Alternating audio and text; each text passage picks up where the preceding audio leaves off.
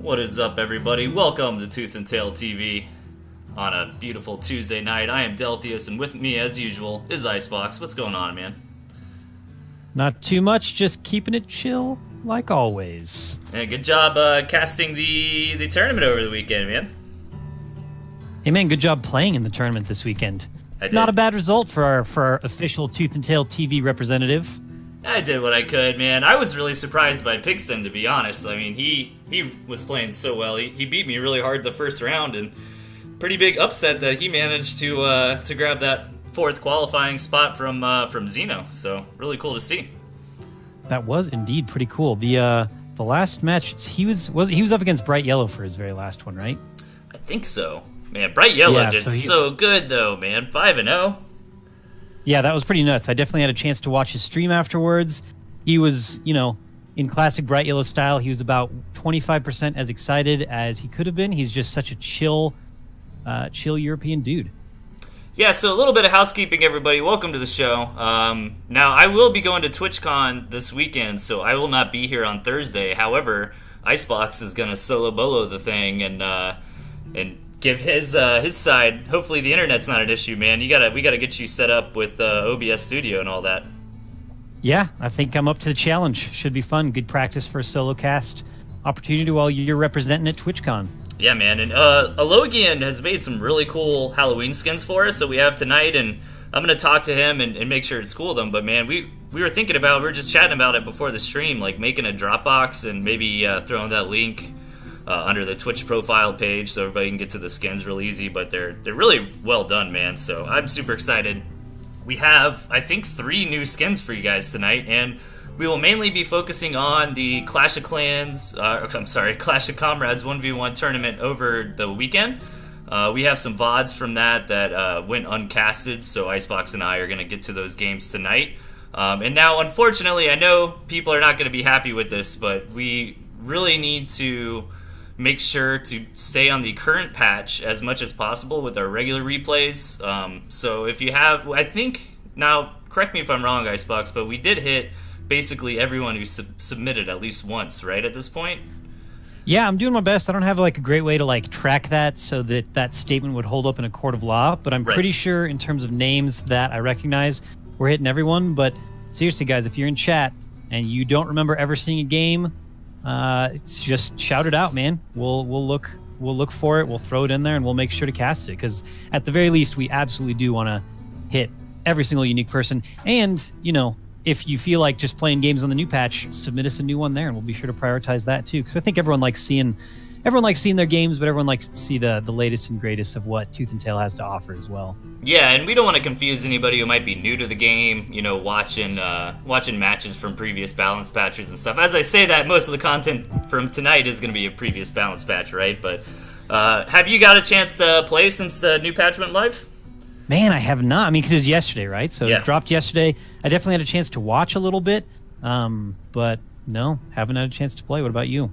I got to play a few games earlier today after work, and I had a lot of fun, man. I really like the map changes. The snow is really cool. I really like the campfires, and the balance changes seem fine to me. I haven't played enough games yet to really comment, but man, the boar seems really strong to me right now. That explosion is no joke, and he is slow, but he's not so slow to where you can't use him or anything.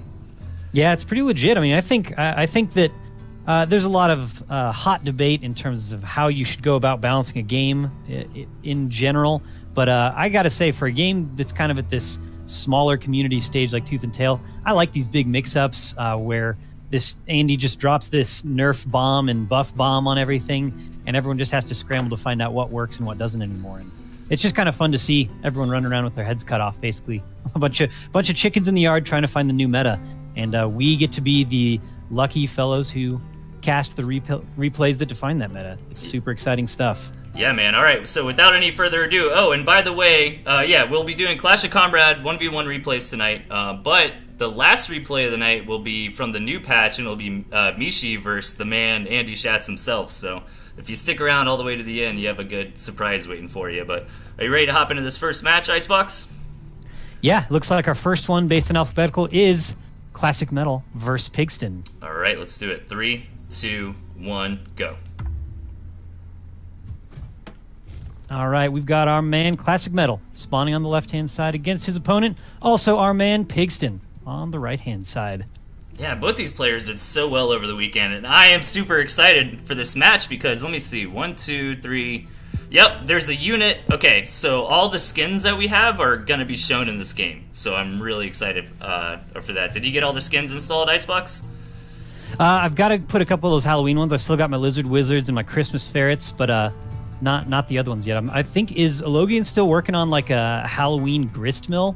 Yeah, we were talking about that. It was more of a challenge for him, but that guy is such a good pixel artist, man, and I want to get with him. Like I said, I might end up just throwing a Dropbox on the bottom of the Twitch profile so you can get to his skins easier that way, but man, we got to reach out to some of the mods in the Discord. Maybe we can get it pinned or something, you know. That'd be really good, but so far... Yeah, I absolutely think so.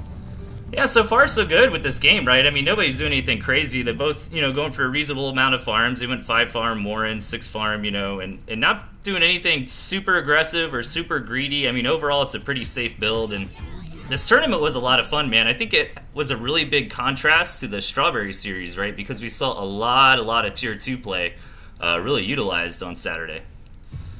Yeah, and this was definitely interested in casting with BTM on Classic Metal. We kind of learned he favors this style where he gets a couple of lizards early. I like to call them oh shit lizards because he doesn't really favor lizard play, but I think he gets them just in case, some crazy stuff happens or if he finds the opportunity to capitalize. But as we see right now, and as we see probably in the next few minutes, he's transitioning into squirrels because Classic Metal loves those huge compositions of squirrels. Yeah, and it's a good move too, right? Like the lizard is a really safe, like first tier 1 choice. And then look at this, he after Pixon does a lizard read, he's got to throw down some toads. So now Classic can just tech switch out of those lizards eventually. I mean, he doesn't really have to tech switch, quote unquote, I guess, because he only has 1 Morin, but just a little mind game play like that and could really be good. And Pixon would get left over with these toads he really couldn't use. Now, toads did get redesigned very heavily, and I'd like to see how that shifts up the tier 1 meta right now, right? Like, are toads still this, like... oh, here we go. First skin, the pigeon. It looks like it's just, like, headbanging, man. It's hilarious. Like, I noticed that the actual pigeon sprite does that, too, but it's a little more, with the little eye there, it looks like he's going crazy. It's actually pretty funny, but... I'll have to check it out. I still got the vanilla pigeons on my screen right now. I'll look at the stream. That is a dark-looking little pigeon raven. Oh man, it's the bat, man. He's in his Halloween costume. He's a bat now. We're gonna have to start calling him bats. Hashtag bats, guys.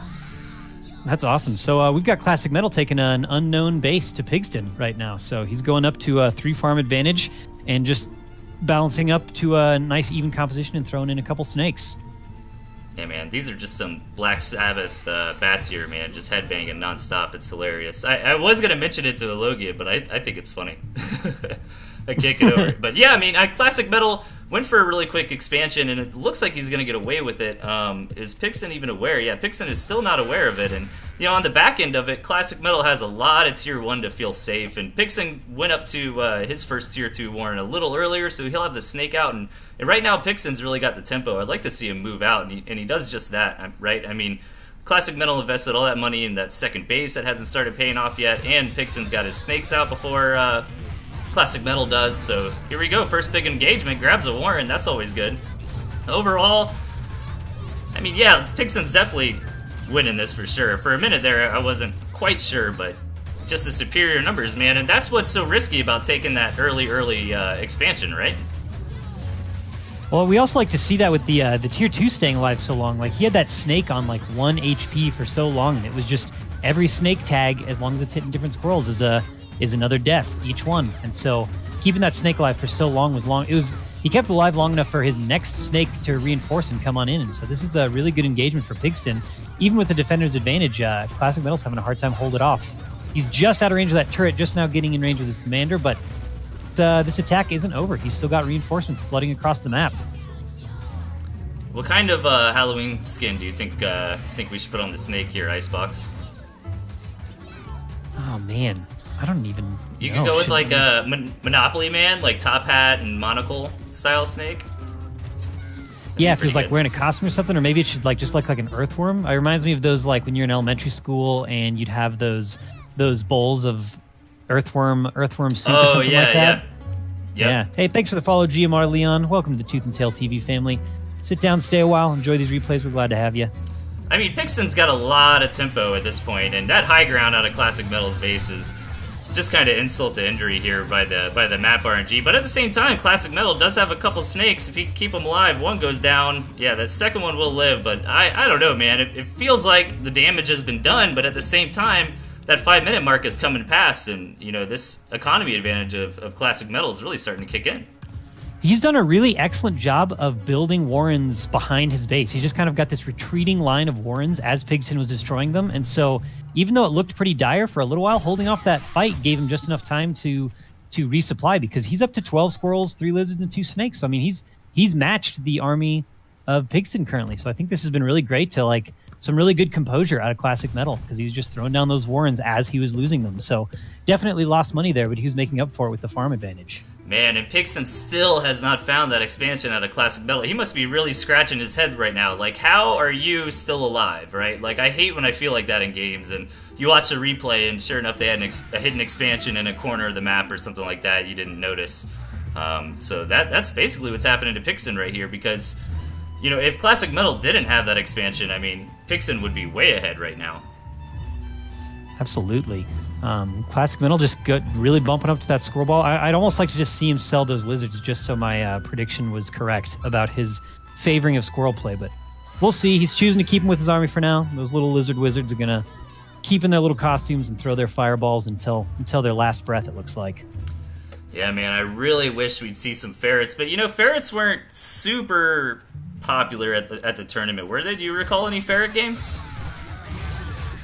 I mean, I recall seeing him in a few decks. We got a little engagement here, and Classic Metal definitely getting the upper side of it, but he smartly backs up a little bit because fighting into those warrens is always tricky. He draws Pigston out and decides to go in for this killing blow. Almost gets that snake. Pigston's got almost nothing left to his name with only 2 farms and a bunch of warrens. This could be the death note here from Classic Metal. But in terms of this weekend, I think I saw ferrets in a few people's decks, but not too many actual ferrets built. Right. Yeah, I'm worried about that. Maybe if we don't see ferrets tonight, I'll show you guys the Halloween costume they have in a maybe a 1v1 me versus Icebox, ferrets only or something. What do you think? I think that could be awesome. I mean, I wouldn't be able to see the awesome skin. I'll have to try to screen cheat a little bit. Man, I can't believe Classic Metal actually came back in this one. I think it was his excellent composure. I mean, he had those farms because is Pigston aware? He still doesn't even know about that base. He's going to find out about it now and probably tap out. Yeah. I think that base was all the difference because he was able to lose those warrens and then build them as he was losing them, in a more secluded rear part of his base. And as long as he weathered that storm, so often in this game, it's all about weathering that attack and then pushing out, especially once you achieve an economic advantage by taking a base like Classic Metal did. Right. Okay, so what I'm going to do, Icebox was trying to convince me, and I didn't think about it till the last minute, but I don't want to show the replay folder too often because it'll kind of give spoilers on, best of 3 rounds if you only see 2 games, right? So I'm going to be kind of abusing, what do you think, the break screen? Yeah.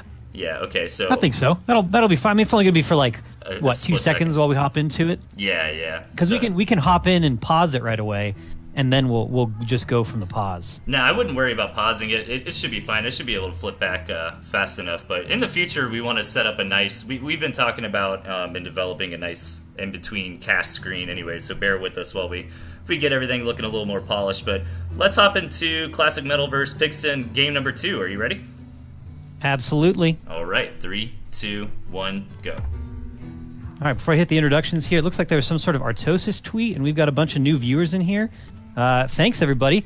Welcome. This is TnTTV. We are an unofficial, but also kind of official stream just to show replays from the community of Tooth and Tail. There was a tournament that happened this weekend, and we are casting games that no one has seen yet. So, yeah, welcome any new people. Just throw a bunch of questions in the chat if you have any about how the game works or whatever. I'm Icebox. With me is the casting partner Delthius, and howdy. We're just here to have a good time. But anyway, on the left-hand side, we've got our man one down in this series so far, Pigston, against his opponent on the right-hand side, Classic Metal, looking to close out this series. Can he do it, Delthius? I don't know, man. He's looking good. I love Classic Metal's playstyle, and I really like the inclusion of turrets. And, you know, especially in the Strawberry Series tournament, I mean, he was using machine gun turrets over and over to just box people in, and that's really difficult to play with, man. And if you're a new player or something watching this for the first time, you can only build structures within your own territory, right? So if Classic Metal grabbed one of these other grist mills, which is an expansion base, and you know, made his territory go further out onto the map, he could start setting up turrets and really kind of zony map position type spots, which could be really useful as like attacking points or re-rally points, you know? Yeah, and I mean, one of the interesting parts, since we got some new folks in here, every map in this game is completely randomly generated, so a big part of the skill and strategy in Tooth and Tail is the ability to kind of figure out a map as quickly as possible and decide how to execute your strategy. So there's a lot, like if we look at Classic Metal's base, he's got a relatively well-defended base, not very many ways to engage in, whereas Pigston has an even more easily defended base with a much smaller choke leading into his farms, which give him income. And so we'll see how much that comes into play. So far, keeping a pretty even-keeled tech pattern here. Pigston going up some squirrels and lizards, and Classic Metal doing a bit of the same. Yeah, and the meta right now is basically, you know, you want to build 3 to 4, maybe 5 tier 1 structures, and then you make a big Did we just hop off the line? Yeah, it says I got disconnected. Pause the game. How did that happen? I'm at 217. Yep. Reconnection successful. Ah, why did that happen? Sorry about that. We should still be live, so I'm gonna keep going. Yeah, sorry about that, guys. OBS just randomly disconnected. So it still says offline for me. It might take a second folks. for the delay. Yeah. Why would that happen? I don't know, what a funny time right after their Toasted tweet. Hey guys, we got this production quality is, trust me, it's on point. It looks like we're like we're back. I see you on there. Sweet. All right, so let's keep it going. All right, so I'm at what time are you at? I'm at 217. Yeah, me too. We're good. Yeah, so Classic Metal, like I said, right? Like you want to build 3 to 5 tier 1 Warrens, and then you want to make a decision on whether or not you want to go up to a tier 2 or do something even more risky and go straight up to a tier 3 Warren, like the Badger that Pixon has. But Classic Metal deciding to go up for the Snake, which was really meta in the tournament, right? I mean, the Snake got a lot of play on Saturday for sure. It absolutely did. Hey, one more check on the timestamp. Where are you? 245. 245. Okay. All right, cool. Yeah, so Snake is a super popular, definitely coming into this patch. Snakes can do acid damage to both units and buildings, so that means when they spit their shot, they don't do any damage, but it does damage over time. So one snake shot destroys any of these little tier 1 units we see roaming around the map. So that is something to watch out for once players get them out. So we see Pigston here taking one of those backdoor entrances to Classic Metal's base with a squad of lizards. Can he get some farms? Ooh, he's going to run in real quick. Warren. Yeah, that's a pretty big investment.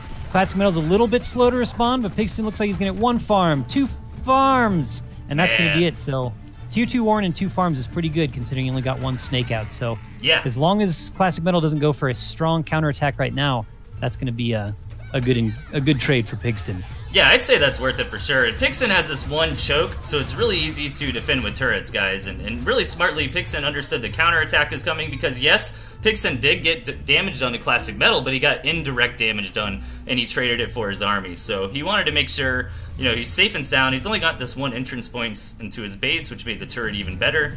And I would like to point out, too, if you guys are new viewers just coming in, we do have some Halloween community-created skins going on here. Like you see the little wizard hats on the lizard and their little lizard wands. It's adorable. We got bats instead of pigeons, and we got a couple more that aren't seen on screen yet, but should come up soon. Yeah, those are all contributed by our good friend in chat, Elogian. We're going to find a good way to host those files so that anyone can get them.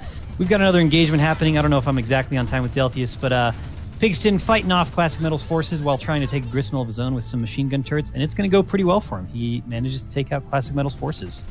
Yeah, really good placement on that turret, and if he gets up some farms here shortly, he's not going to be super far behind Classic Metal's economy, and I mean, we'll have to see here. I mean, Pixon is still deciding to stay on this tier 1 tech completely, and Classic Metal did try to go up to some tier 2 tech earlier, but I guess when he lost his Warren, he was like, you know what, this is getting a little too scrappy to invest that much money right now, and you know, even getting the toads out I mean, the toads are going to be really hard for Pixen to deal with here with so many lizards, I think he must have felt like he was behind a bit, so he didn't want to try to reinvest in that tier 2 and just try to gear up on tier 1 in case Pigston tried to make another move, because that was a better trade for Pigston than it was for Classic Metal. And so I think he was kind of worried about the follow-up attack, and so decided to just double down on those T1 units. I'm not sure if we'll see him go up to tier 2 for a while. Looks like he's interested in saturating this other gristmill, which is in a pretty good place on that high ground. Yeah, that's a really, really good natural expansion for Classic Metal here. And what he's doing right there is he's constantly kind of poking in and trying to determine how many farms Pixen has taken on that second base. Because if you oversaturate and take too many farms too quickly, I mean, if the opponent invested all that money into army, then come in there and just roll right over you. So it looks like these guys are playing really respectful of each other. They're making sure not to take any big risks, but finally the big tech choice has happened, and Classic Metal going for 4 snakes versus the Badger coming out here soon for Pigston. This is definitely going to be pretty interesting, especially if Pigston decides not to go for a whole bunch of pigeons rather, because the Badger, 4 snakes are going to do a really good job against this incoming Badger if it doesn't have some copious amounts of healing from the pigeon flock around it. So we'll see if that prediction comes out to be true, and if this Badger hits before all 4 snakes are out, it's going to be a pretty tough hold for Classic Metal. Right, you got to remember too, though. This patch is, I mean, the balance patch is before the change to pigeons, right? So if he does manage to get out a lot of pigeons, he can stack some crazy heals on that Badger. But the response of making snakes is a really good answer to that, because if you get enough poison stacks out on a Badger, man, it doesn't even matter how many pigeons you got healing it. Snakes put out some really serious damage over time. So this Badger's out. Was that a little toad harassment? Oh no, those are the toads. Those are the toads of Classic Metal destroying the 6 lizards of Pigston. Pigston's like, that was pretty painful, but I'm going to move out with this Badger and see what I can do. The Badger with the adorable little witch hat. Ooh, gotta be careful, but gets blown up immediately. I only got to show off the cool witch hat for a split second there, but great game, man. Good job out of Classic Metal, and he did so well in the tournament. I mean, did he come in 2nd or 3rd place?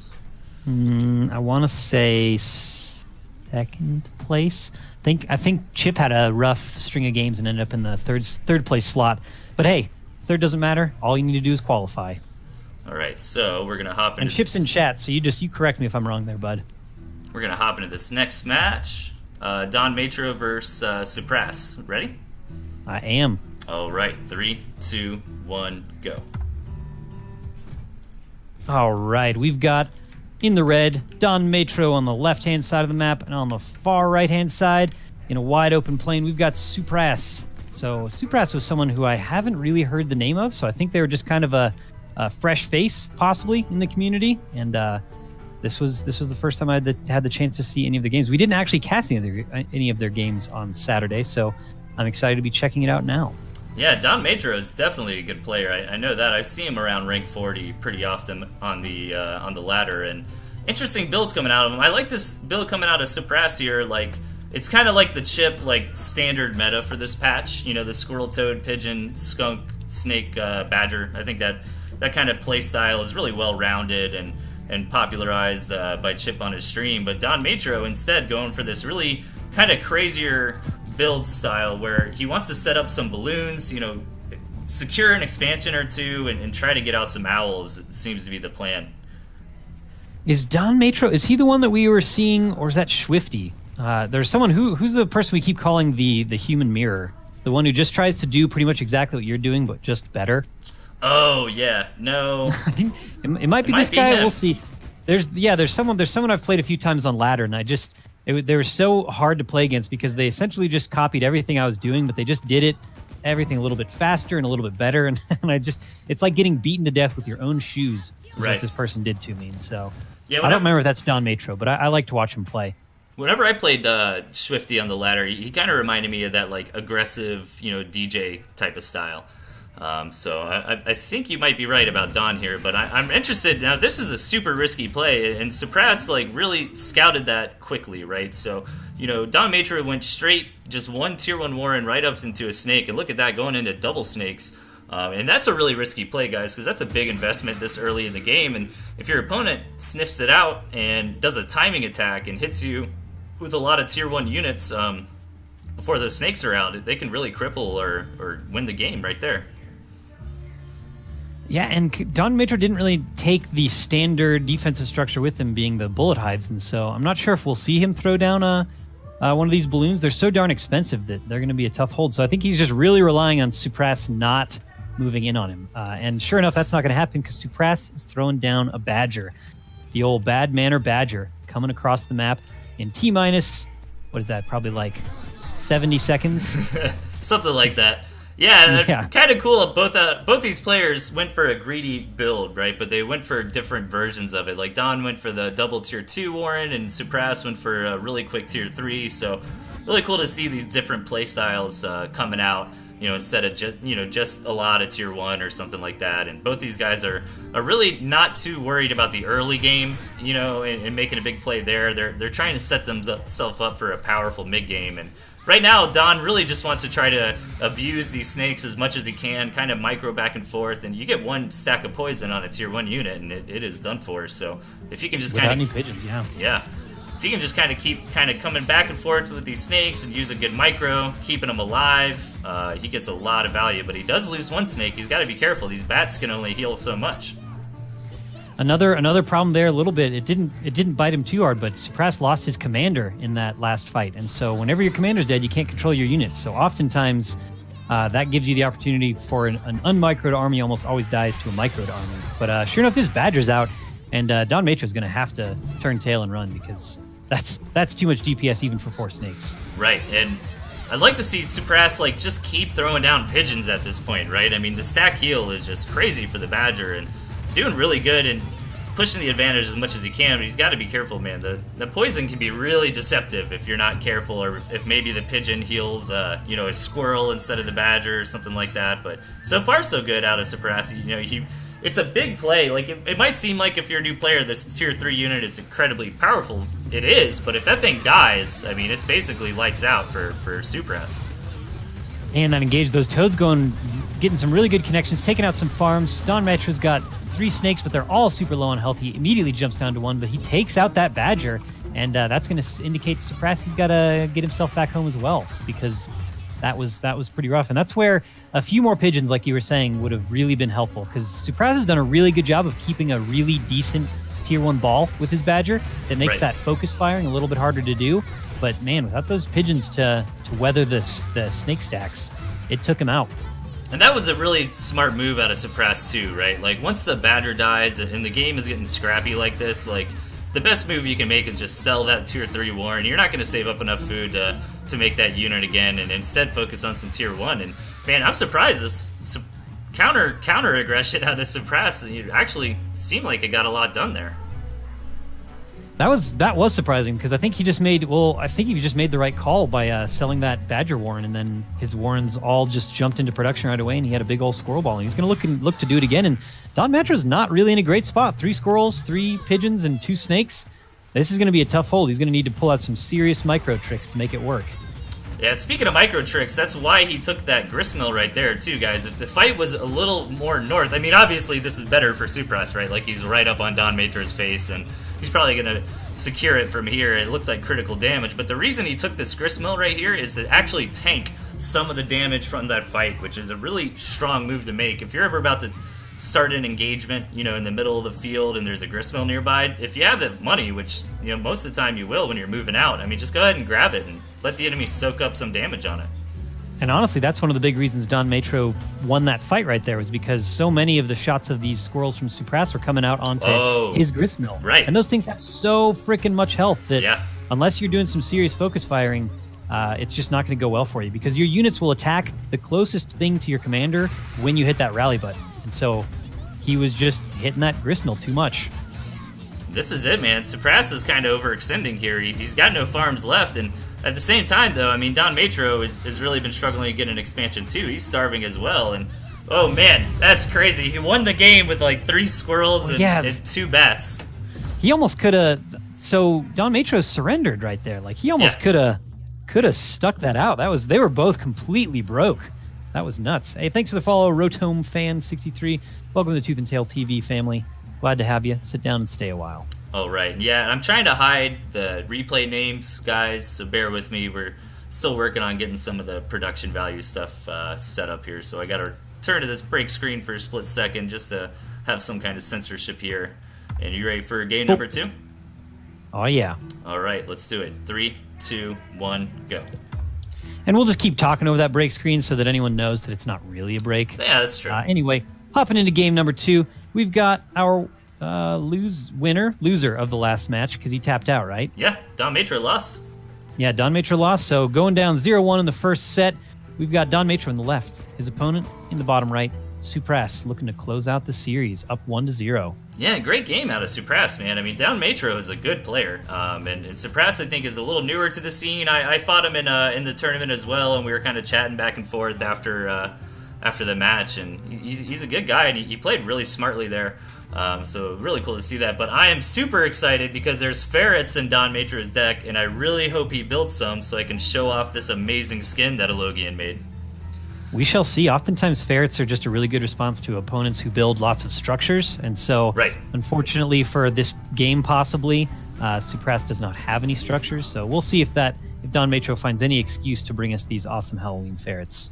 Yeah, the ferrets are kind of like your quote-unquote like tech unit, or like, you know, in like Hearthstone you might throw in a tech choice card, like a big game hunter or something, you know, based on the meta, and that's kind of what the ferrets are for. You know, like Icebox said, if an opponent goes really, really hard on what we kind of coined the World War I style, where they get a ton of defensive structures, you don't see that super often in competitive play, but it is still a thing for sure. I mean, there's this build you can do where you take like 3 or 4 defensive structures, you take the owl, and you kind of set up an impenetrable, you know, front line, and on the back end of it get out those really strong owl units that'll gain you a whole lot of value. So anyway, it's kind of rambling a little bit, but that's the point of the ferret, guys. If somebody goes for that World War I style or tries to get overly aggressive or try to contain you with defensive structures, the ferrets are a little bit like the siege tanks in this game. They'll outrange a lot of stuff and get free damage done.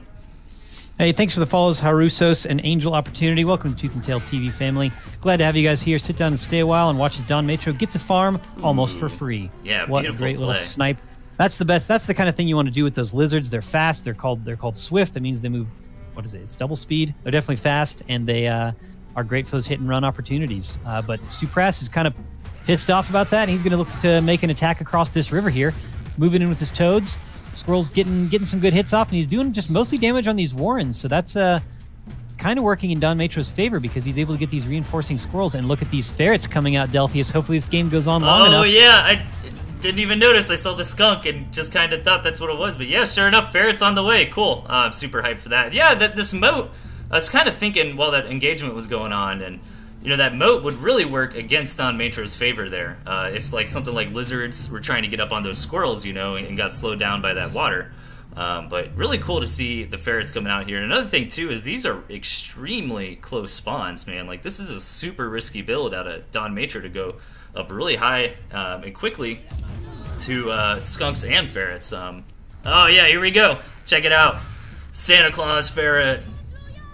Shooting their presents. Yeah, so ferrets often don't do that great in direct combat. They're really good siege units, as Delthius was pointing out, and so this can be a bit of a tough fight, but Don Matro is going to decide to move out. He's going for maybe a bit of a slower push, putting some forward bullet hives on his way across the map.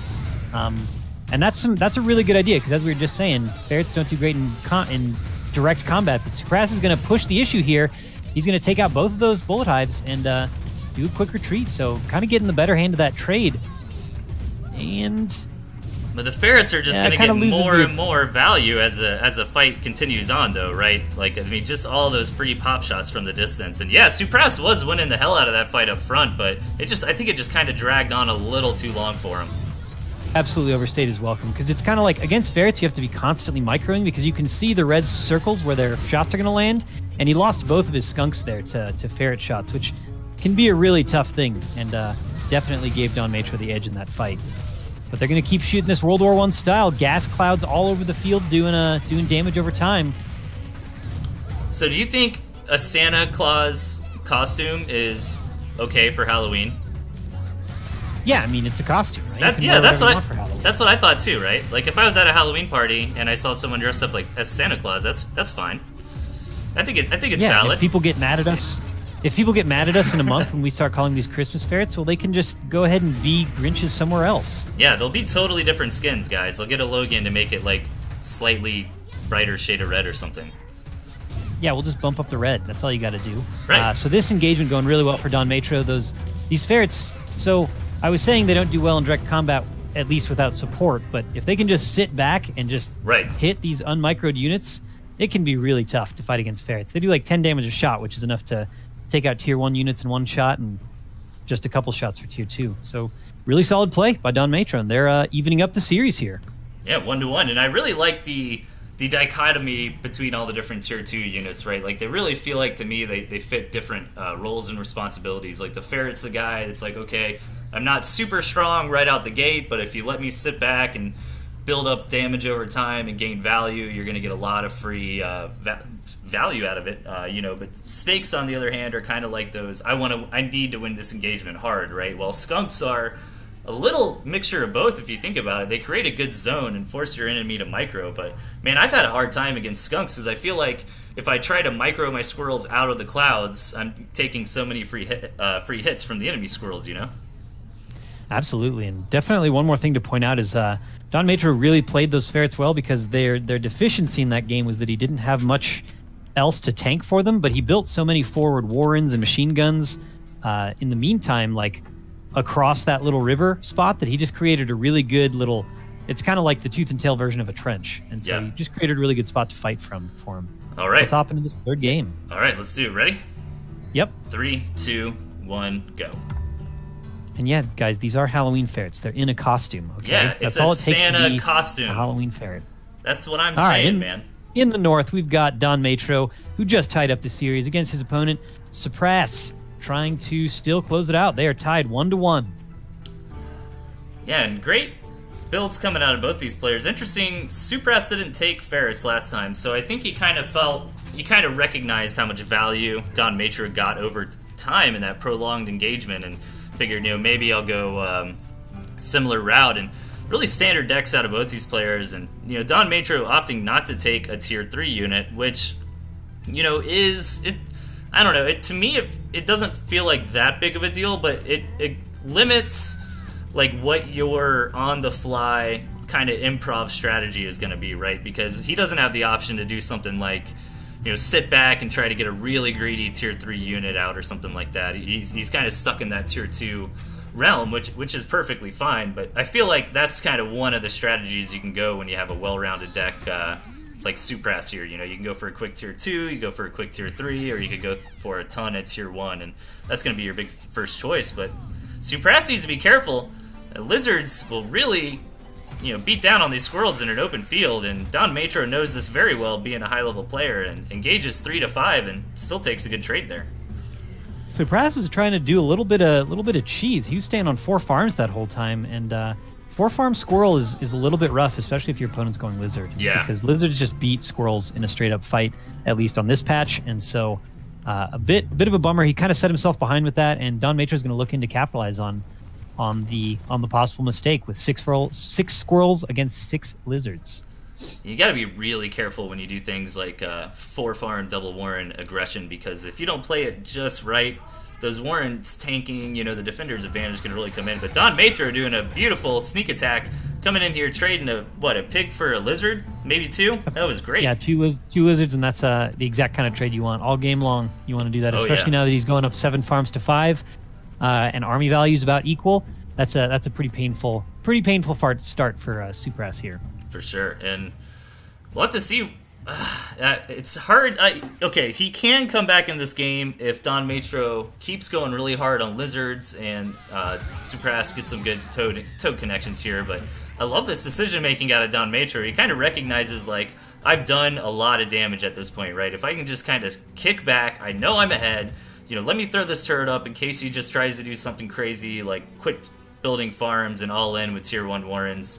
And if you are new to Tooth and Tail, so he sold that turret immediately, and because you can refund things for full cost in this game as long as it's not damage, guys. If you sell a tier 1 Warren and you have 3 tier 1 units out on the map, you lose those tier 3 1 units, or tier 1 3 units, and you get 120 food back. Hey, thanks for the follow, Smasher Wolf. Welcome to the TnTTV family. Stay a while and enjoy some of these awesome games. Don Metro trying to... All right, he was going to opt to go up to some skunks, but instead puts down Machine Gun Nest. I wonder if he must have smelled something in the air because he was a little bit worried about aggression there, I guess. Or maybe he was just queued onto the wrong unit. Yeah, the Machine Gun Nest is a little unnecessary for Don Matra at this point, but I don't mind it. You know, better safe than sorry. It gives you really good map control. It gives you a good zone. It's going to make it hard. Yeah, this is the type of turret I just absolutely love to see, man. When you put the turrets out really far up front, you know, say this is my territory. If I take a fight and I start losing, I can easily come right back to that turret and be safe and kind of regroup. And yeah, look at this. He can just poke and poke and poke, and he doesn't even have to really engage because he can just run right back to his turret line. And that is a pretty painful style to play against when you don't have a great answer. I mean, sometimes Masked Lizard can be the answer to that, but Supras does not have lizards. He only has ferrets of his own, and he's only got one out. And so he is bleeding resources here, getting struck on his farms and his warrens. This is a tough little fight for him. Presents for everyone, man. So many presents everywhere. Sometimes you just don't want any more presents, and I think Supras is getting to that point. You know what's funny is that when a Logan made the skin, like the bullet for the ferret is the same bullet as for the drumfire cannon, right? So I'd love to see some drumfire cannons just shooting presents everywhere. That'd be great. Yeah, that's new technology from Santa Claus this year. So we'll see how effective it is. So Don Matra just kind of pulling out a little bit further in the lead. He's got... How does he still have 8 farms? Is he a little bit... Oh, I guess he's been taking out some of Supras, so that's why. Yeah. So yeah, up 8 farms to 5, and it's looking pretty tough for Supras to come back here. Yeah, and that 5-minute mark, it just kicked in, and that, you know, hurts the economy even more. And if you're new, guys, farms last for exactly 5 minutes, and you start the game with 4 farms, so right when the 5-minute mark hits, 4 of your farms get depleted. The economy of this game actually forces you to move really quickly. I mean, most matches are, what, like 5-10 minutes long? I would say. Yeah, thereabouts. I think that's the average. Like 8 to 15 is at least the golden time that I think the developers are looking for games to last. That's what they hope for, but kind of depends on the patch. I mean, the patch before this one, the games were about 4 minutes long because everyone built moles. Yeah. All right. So let me try to be brief on this break screen here. We'll get some better editing in here shortly, guys. Bear with me. We're just trying to hide the replay names because we are casting matches from the tournament over the weekend, the Clash of Comrades Oktoberfest 1v1 tournament, and that was the first qualifier, and the second qualifier is going to be this weekend. That's going to be really great. But okay, so we've got Gamer Kang versus Adam Yeti Dia. Is that how you say it? Yeah, Adam Didia. However you say it. That works All for right, me, game man. 1, I'm ready. All right, 3, 2, 1, go. We'll just be calling them Adam. So, on the left-hand side, in the blue, Adam against his opponent in the red, Gamer Kong. All right, so what do you think of these decks? Pretty standard stuff. Kind of, really quite similar. Gamer Kong going for tier 2 units. Pretty light tier 1 composition. This is actually the ideal composition. I remember, I think Andy Schatz was saying something in one of the Balance Discord channels today, and he was like, I wish people would just take 2 tier 1, 2 tier 2, a tier 3, and a structure. That's like his dream, that every deck is going to be some combination of that. So Gamer Kong going for the new meta here against Adam, who's going the much more standard 3 tier 1, 1 tier 2, a tier 3, and a structure. Yeah, and that's the kind of deck I like to play too, man. But it feels so hard to run 2 tier 1s, and maybe the new patch with really the new hard. toads and new pigeons and new lizards, you know. To be honest, tier 1 got a really big overall now that I'm thinking about it in the new balance patch, and a lot was done too with pathing as well, right? Yeah, I think the AI was improved for the lizards, which kind of like it doesn't offset it, but it improves the fact that they were nerfed down to 1 range. The AI surround mechanics, I think, were improved.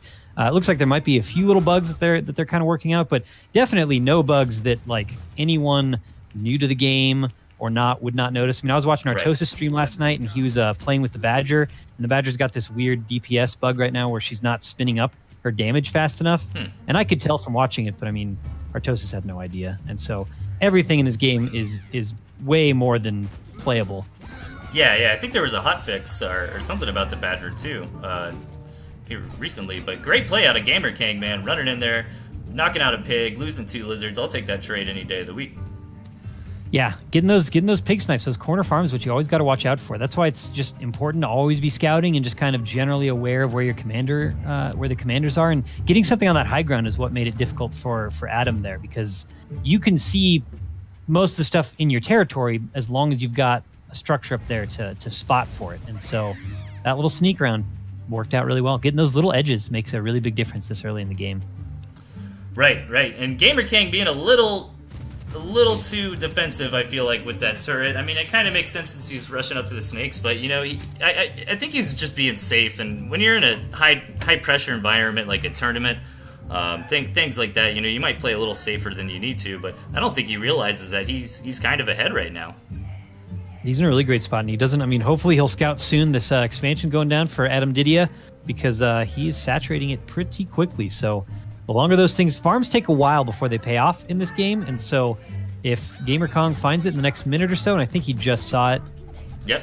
Hopefully he'll be able to kind of capitalize on that, because once you put a farm down, farms create 1 food per second. They cost 60 food, and so it takes at least a minute before you kind of break even on those farms, and so that's what hopefully Gamer Kong's going to look to do, or he's going to respond in kind and get an expansion of his own.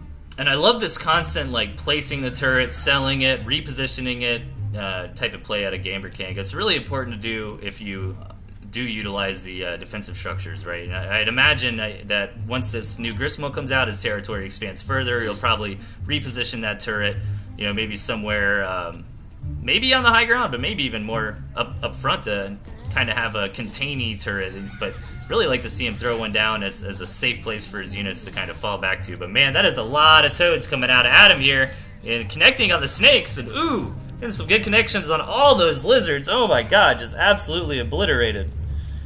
That is a painful way to lose all of those snakes, but he does end up being kind of okay. Like, that kind of turned out to be even. They both threw their armies against each other. Gamer Kong probably fell a little bit behind in that last engagement. He was about 60 or 70 food up before that fight began, so losing those snakes is painful, but if he throws down a couple structures, perhaps, he might be in pretty good space. There we go. He throws down that turret. He should be able to defend the next one. They're on pretty even supply overall. Yeah, but like you say, man, the big issue was it might have been a quote-unquote even trade, but Adam was sitting on the better economy, so now it's really where the fruits of that attack are going to start paying off, and this is why it feels really hard to take just like 1 or 2 tier 1 units, right? Because Gamer King can't really do much at all against the toads. Now, granted, this is on the previous balance patch, so with the new toads and the new pigeons and the different lizards, things are definitely different now. But great micro coming out of these snakes. Just kind of getting in here, poking down some poison damage. He needs to be really careful not to lose any. He loses 1, 2, 3. Yeah, this might just be too much, man. Adam's gaining a lot of momentum here and absolutely doing some serious work to the army of Gamer King.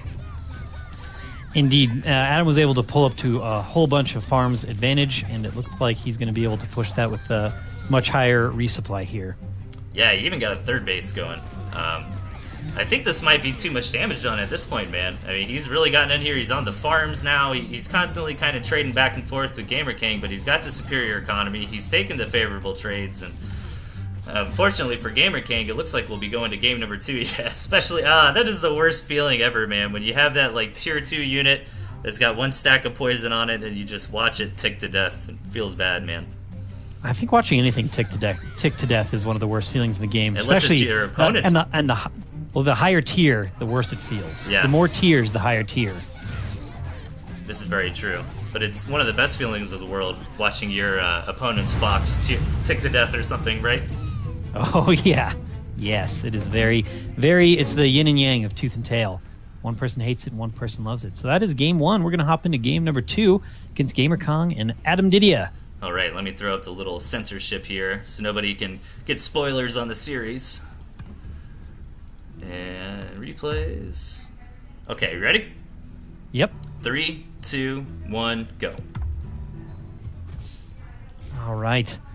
On the left-hand side, in the blue, Adam Didia trying to close out this series after a pretty decent game number 1 against his opponent, Gamer Kong. Hopefully looking to play a little bit less passively. I think that they had a few opportunities for pulling out some advantages, but I think a few too many nervous turret placements kind of made it harder for them than it needed to be. Yeah, and it's kind of rough trying to only run the lizards with the toads how they are on this patch. They can just get very hard countered, and I think if Gamer King would have made that kind of adjustment, like maybe just run pigeon, pigeon squirrel, something like that. If you want to just run 2 tier 1,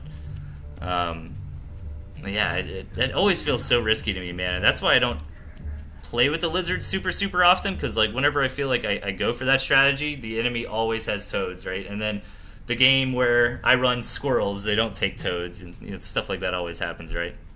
If I had to pick one, I'd probably go with squirrel pigeon if I was only going to run the 2 tier 1s, just because, yeah, lizards are just they're just tricky for the exact reasons you already said. If they've got toads, you're just kind of done for.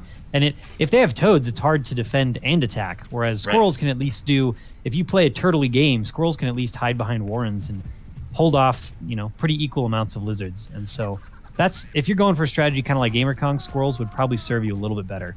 Well, maybe on the new patch, though, with the change of the toads, the lizards will be better. But I've always wanted to run the lizards because they're that hyper-mobile. Like, I feel like they're one of the coolest units in Tooth and Tail because they really give you the capability to do flank attacks very well, right? Like, position your army in one spot and run around the side with, like, 9 lizards, get in there, get some damage done, run away.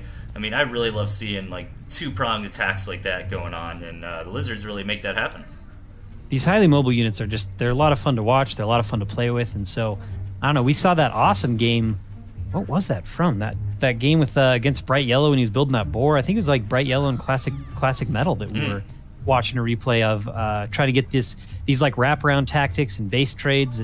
Lizards just create really fun gameplay. We've got Gamer Kong going up to 2 skunks now, looking to take out the skunks. Are a pretty decent counter to toads. I mean, they're slow units. They're the normal speed along with everything else, and so they've got to go through that gas like anyone else. Yeah, and this do you think this water in between Adam's main and natural is helping him or hurting him? Oh, it's all going to depend on the engagement, I think. If Gamer Kong gets a little bit aggressive, which I don't know if we'll see based on the first game, but if he gets a little bit aggressive and tries to take an engagement where Adam and Diddy is going to have to come across that water, oh man, that's going to be painful for those skunks, because skunks love slow units, and water makes them even slower. Yeah, and Gamer Kang's really got to move out right now, right? I mean, Adam committed to a natural. He's saturating it up to 3 farms, and if Gamer King doesn't make a play soon, he's just going to start falling behind too much in the economy. He's way ahead right now, and I think he's just a little bit afraid because of these toads and because he lost the first game. But he's playing it the right way with these skunks. Skunks do really well when they're retreating and in really long fights, and so he's kind of got to ride the line there between rushing in and hoping for the best and just playing it smart. You gotta take it kind of slow with skunks. Maybe not this slow, but slow. And I like this decision out of Gamer King. I mean, you don't have to press it. As I say that, Caster Curse kicks in and he goes in for the big attack. Loses a skunk, loses a snake.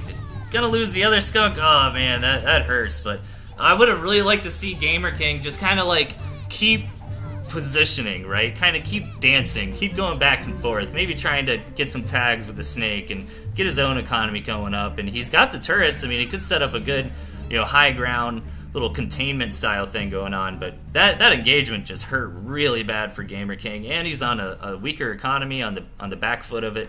I mean, this is going to be rough for him. Yeah, even trades are very not even if your opponent is up 12 farms to 9, and so that's the position we see Gamer Kong in right now, and I think it's going to be a bit tough for him to hold this next one. These 9 toads are just crushing him.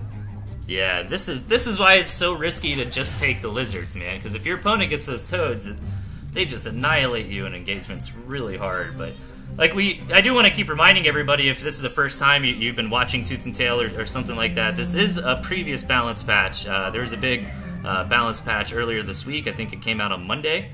And this is from Saturday's 1v1 tournament. We're casting some of the games that weren't live. So we're on the previous balance patch, and there's some pretty significant changes made to the Toad to maybe, I think, prevent situations like this from happening, right? Where the Toad just hard counter a unit too effectively. And we do have one surprise game later in the night that will be on the new patch. Yes. So for anyone looking to see some of the changes, not only was the game changed from balance perspective, which won't make any sense to new players, it was also made a lot prettier. This game's already gorgeous in my opinion, but some changes and tweaks were made to the world gen and their new map styles, and we're excited just to see everything on this new patch. And for now, we're just staying up to date on the relevant tournaments and happenings in the Tooth and Tail community. So pretty tough hold coming up here for Gamer King. Adam Adidia's got a pretty massive advantage, and he's just looking to he's following the Artosis strategy. When he's ahead, he's just trying to get more ahead. He wants to win when he knows he can, and it looks like now is the time. He's going to rush in, take out that first snake. Ooh, some great micro, but these snakes do fall pretty quickly. Lizards sitting in the skunk gas is never going to be the best for them, but overall, coming up with that snake is enough for Gamer King to tap out. Yeah, great play out of both those guys for sure. And I think those forward turrets were really kind of the nail in the coffin. And if Gamer King could have just like danced a little more back and forth, or if he had just even one turret, because turrets serve a lot of really interesting purposes in this game with zoning and containment and just psychological. The fact that you see a defensive structure placed there might make you think twice on taking the engagement, even if the turret's not going to make that much of a difference. Absolutely. We're just crushing through these replays. Those are actually all the tournament replays. So we can hop into some community submissions and then hop back to tournament replays if we want to. I can throw a few more in the Dropbox, but that's all the tournament ones you had lined up? Yeah, I can throw some more in there. I wanted to kind of do about a half and half of submissions from our wonderful viewers and from these, but I don't know. I'd rather do that. I think. Yeah. I mean, unless the chat really wants to see all the replays, since we are going to be moving onto the new patch, I think I'd like to hit some of these other submissions. Yeah, we'll start this next one up, but let us know in the chat if you are interested in seeing what we're about to do, or if you want to see some more of the replays from this weekend, and I can throw some in. For now, we're going to hop into the Curb Kid against the Gentleman, who was also in this weekend's tournament. But yeah, let us know in the chat which kinds of replays you want to see for the next hour or so. Right on. All right, are you ready? I am. Let's do it. 3, 2, 1, go. All right, this was that one previous patch. So anyway, in the 12 o'clock position on the north side, we've got Curb Kid against his opponent and participant in the recent tournament as well, though this isn't a tournament game, the Gentleman in the blue. Yeah, the Gentleman is pretty constantly, at least ranked 40, right? Yeah, he's definitely up there, and it looks like we might have a real desync issue. Okay, no, he had 4 farms, and I see Mole's deck, so that makes my heart drop and worry that we're gonna have a patch desync issue. But not gonna happen this time. It looks like he's going up for some pretty standard play. Was this on the patch before the Mole change? I think this possibly. It was I don't remember what happened between 04 and 05, but I think that's what it was. It might have been that. I think they removed the structure crit. Yep. So as long as the Gentleman doesn't decide to go for moles, which it doesn't look like he is, should be fine here. But overall, I mean, this is this is kind of like an old school build now that the Gentleman is running, right? It was kind of that take all of the tier 1 units and throw in your favorite tier 2 or tier 3 and just be super hyper aggressive in the early and mid game. And Curb Kid's kind of following suit as well, though. Bunch of tier 1s, a snake and a machine gun. So this is definitely a bit of old meta. I'm not sure if it's just coincidence or not, because I mean, you see players playing decks of all kinds at all levels, but at the high levels like the Gentleman here, this was the standard for a while. Yeah, and Curb Kid's got some really good expansion positioning as well. I mean, the 3 gristmills right outside his base, and I like to coin this when you have that 4 gristmill and a diamond or square, kind of like the castle, right? He's kind of got a little castle going on over here. And meanwhile, Gentleman's expansions aren't too crazy either. And if you're a new viewer, remember the maps are totally randomized, which adds kind of a unique concept to the game. I mean, you might have been going for a macro strategy, and then all of a sudden you don't really have a natural base available to you, or vice versa. You might have thought you were going to be super, super aggressive, but man, you've just got 2 pocket expansions right there, right? So really cool to see how people react and kind of adjust to what their strategy was at the deck building phase versus scouting the map and after that, right? I really like this smart use of the high ground from the Gentleman. He was kind of deciding if he wanted to make an in, and he could have lost more there, so that didn't go that bad, but he was leaving those lizards on the high ground as a sort of just in case as he goes and scouts, and then if he sees an opening, he'd be able to rally them in, just kind of shortening that attack distance. And so smart things like that, just a way to hide a little squad of lizards on the high ground while you decide if you want to make an attack or not. So pretty cool to see. Nothing really came of it, but just emblematic of pretty high level play here. And I'd really like to see the gentleman go ahead and sell off those lizards, get some more pigeons, or if he wants to keep the lizards, he needs to get a couple toads of his own to kind of, slam heads with the toads of his enemies. But let's see. I mean, the gentleman's got more bats here. Yeah, I keep forgetting their bats still look like pigeons to me. So these snakes are definitely enough to kind of turn the tide, especially if the Curb Kid gets some good positional engagements here, because if you can kind of get this, snakes are slow, but if you can get a sort of hit and run style going with them, then they just bleed out the army. They're kind of like, in the same way that skunks are a poor man's butter, snakes are kind of like a poor man's fox. They're just good snipe units. Yeah, that's a really good way to put it, actually, because with some really good micro, you kind of go back in and out, and ooh, this is kind of a risky engagement here out of Curb Kid. I don't know if it's going to pay off, and either way, it's going to be a trade here. I mean, this is a very, very close engagement. Wow, yeah, the gentleman kind of barely coming back out on top, but that's got to be because of the defender's advantage, right? I mean, the rally distance for the gentleman is much shorter in that engagement than it was for the Curb Kid, and that's something you got to be really careful about when you pick fights, guys. Is even if your armies are quote unquote, the same value or the same strength, and you really got to think about the positioning of where that fight is happening. And having just a few more healing pigeons than Curb Kid really made the difference against that those snake stacks. Actually, Gentleman's got 6 pigeons against the snakes of Curb Kid, so pigeons will definitely put in some work against the damage over time of the snakes. Interesting. Curb Kid did get up a really quick second gristmill, but the game's been a little too scrappy for him to feel safe taking up any farms yet, and the gentleman just going to see if he can kind of poke in here and get that for free, but it's backfiring on him because that gristmill's soaking up a ton of damage in this engagement, and I think Curb Kid can come out on top, but those poison stacks are really tearing up the squirrel numbers here for Curb Kid. Yeah, you never want to focus gristmills. If you're looking for a fight, you just don't want to focus gristmills. I mean, if it's a hit and run thing and the opponent's army isn't there, go for it. But if they are there, it's always a mistake. I've made that mistake tons of times where you're just like, man, if I can just get this gristmill, I'll be so far ahead. But then you don't get it, and you lose your entire army, and then you lose the game. That's a really good point. Easy mistake to make, and the gentleman almost fell prey to it. Yeah, that would have been a brilliant move if Curb Kid's army was out of position for sure. And I don't know, man, Curb Kid's kind of got the tempo now, doesn't he? I mean, if you can get some good toad connections here, but again, I like this. Actually, I love this play out of Curb Kid. Just go home, man. You don't have to do this. No, you don't have to do it, man. Don't fight up into the choke. Yeah, now he's walking through skunk gas. Oh, but it looks like he's gonna have just enough to come out on top of that engagement. Beautiful. But that was a really good dance out of Curb Kid, man. Just kind of going back and forth, really making sure, okay, I'm going to 100% win this engagement, and he didn't rush into that engagement, blindly, or a move, quote unquote a move or anything, right? Yeah, I mean, he was definitely careful enough, and I think he just kind of out DPS'd those skunks, because again, those skunks really only do well when they're retreating or if they're in a really long fight, and so by themselves they just didn't have enough to take it out, and with the pigeons kind of offsetting the damage, Curb Kid just kind of steamrolled him. So this 2.17, do you know what patch version that is? Is that really old?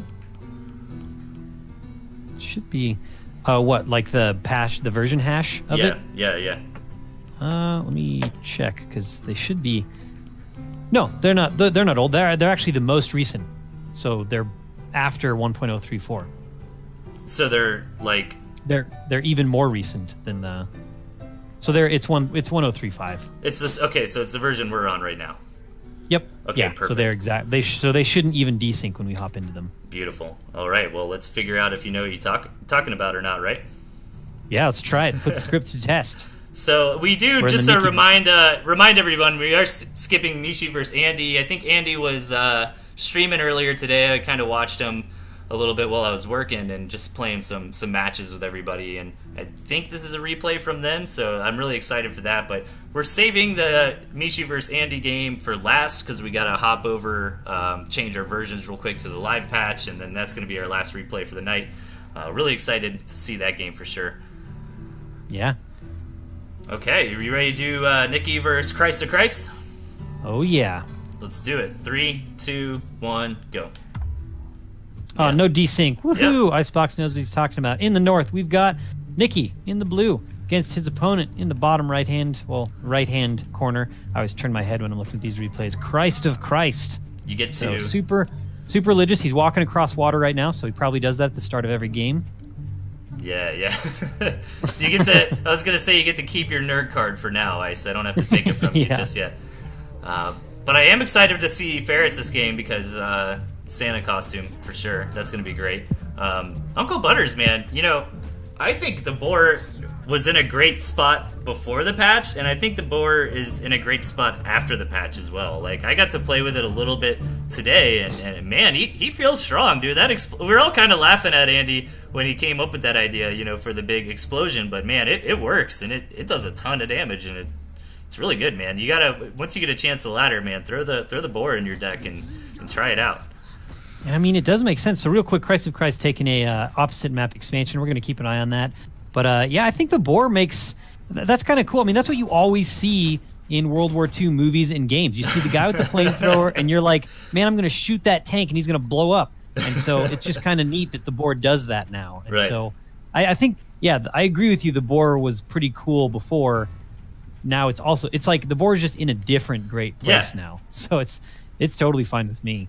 Yeah, I think the boar was viable pre and post patch.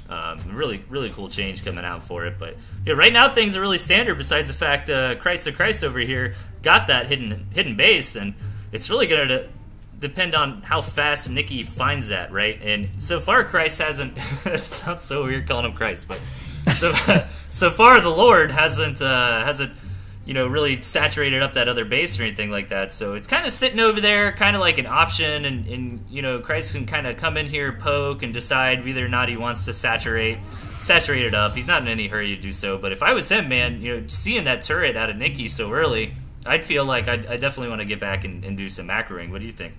Oh, man, our Lord and Savior is throwing down the boar. That's what I think he's doing. Old Cristo is going for some Fizo on our friend Nikki. Let's see how it goes. So whenever you see this happen, especially on only 7 farms, this is an all-in. This is a tooth and tail version of an all-in. But I'm trying to build a scary. unit on one base. It's going to be tough, but Nikki's going to capitalize. This board's not even close to coming out, and he's moving in with 9 squirrels against 3. He's definitely going to get some farms off this at least. Yeah, it's a baller move for sure to get a tier 3 Warren that early, but that is like ridiculously early tier 3 Warren, man. Like, great job out of Nikki sensing the greed out of his opponent, coming in here and just doing, borderline crippling damage here. And Nikki really wants to take out that tier 3 Warren, kind of trying to shave off the rest of these pigs. Get a line to get in there. Nikki wants it, man. But at the same time, Nikki kind of has to get it, right? If that boar gets out, and sure enough it does, I mean, Christ of Christ has had a lot of damage inflicted to him, but if he can get some counter damage done to Nikki, he could be in good shape. But lucky for Nikki, he's got those turrets there, and that's going to make it very difficult for Christ to get in here and get anything done. That's kind of the irony of this strategy sometimes, where targeting farms isn't always the best because your opponent's just banking on this one unit getting out anyway. So it's like they don't need the income anymore. They just need this unit. And so there's still a chance here for Christ of Christ to come back. But man, these squirrels doing their focus fire. Some pretty smart, patient play coming out of Nikki because he's saving a lot of these squirrels and playing Ring Around the Rosie, just poking down this boar. But being the most tanky unit in the game, it's still got some health and fire to give.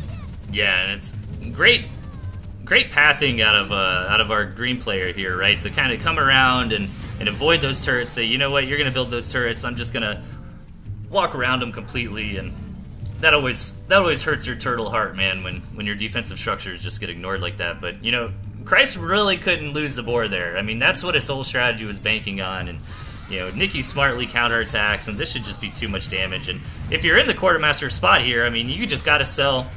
We were talking about this in a game earlier, right, where you just kind of got to sell that tier 3 Warren at this point because you're never going to save up enough money to get another one of those big hero units out. And sure enough, Nikki takes the match.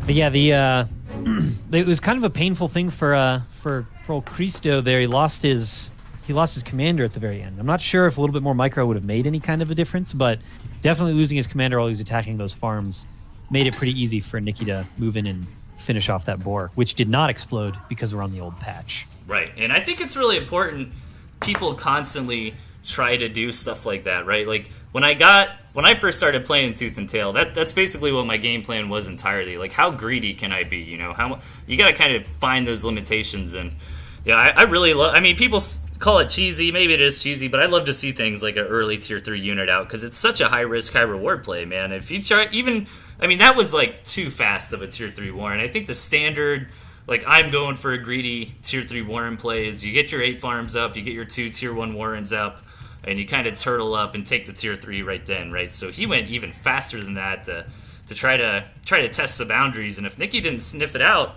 or maybe if the map was different, I mean, it definitely could have worked. And now I'm thinking about that map. They were incredibly close, and Christ was very, very open there. The tier 3 units very rarely do well without support. The Fox is pretty much the only unit that can, like, really get anything done without support. But even then, if you only have a Fox and your opponent has an army, they might just move across the map and kill you. Yep. So very few tier 3 units can literally be built by themselves and win a game. Like, even Badgers need a flock of pigeons with them. Yeah, definitely. Man, we're making great time tonight, so that's really good. We might have time to get through a few more. We do try to go for about 2 hours on this show. And if you joined us late, a couple of the announcements. All these awesome Halloween skins were made by Logian. Thank you so much. Massive Stealth made us a new offline screen or a new icon. Super cool. Appreciate that. And a lot of the games we casted tonight were from the Clash of Comrades 1v1 tournament over the weekend that Icebox helped out cast, and I joined and played, and it did okay. But I had a ton of fun in that tournament, man, to be honest. Like, I used to play a lot of tournaments in college, and it's just been a while. Even if it's just for fun or whatever, man, the adrenaline of being in a tournament match is such a cool thing, man. Definitely glad we got good organizers, getting things like that done for the community. But all right, man, let's do Print F versus Don Metro. Are you ready? Absolutely. Yeah, and I think I'll throw in one more series from the tournament this weekend because I think we'll have time to get through it pretty easily. Well, actually, yeah, we could do that, but I would, if anybody has a last minute recent patch replays, I think that would be really cool too, right? This is true. Yeah, I think Master Stealth just sent some over. I'll ask him if those are on the new ones, actually. Yeah, if anybody has been playing a lot since patch came out, I think yesterday, man, send us a couple replay files of some good games you've had on the recent patch. I'd really like to showcase a lot of the cool changes we've seen come out recently with the campfires, with the snowy maps, with the different doodads and terrains. I really, man, like, the balance changes were the most significant part of the patch, but that's not even what I'm excited for, man. I'm excited for campfires and snow and stuff like that. I think that's really cool.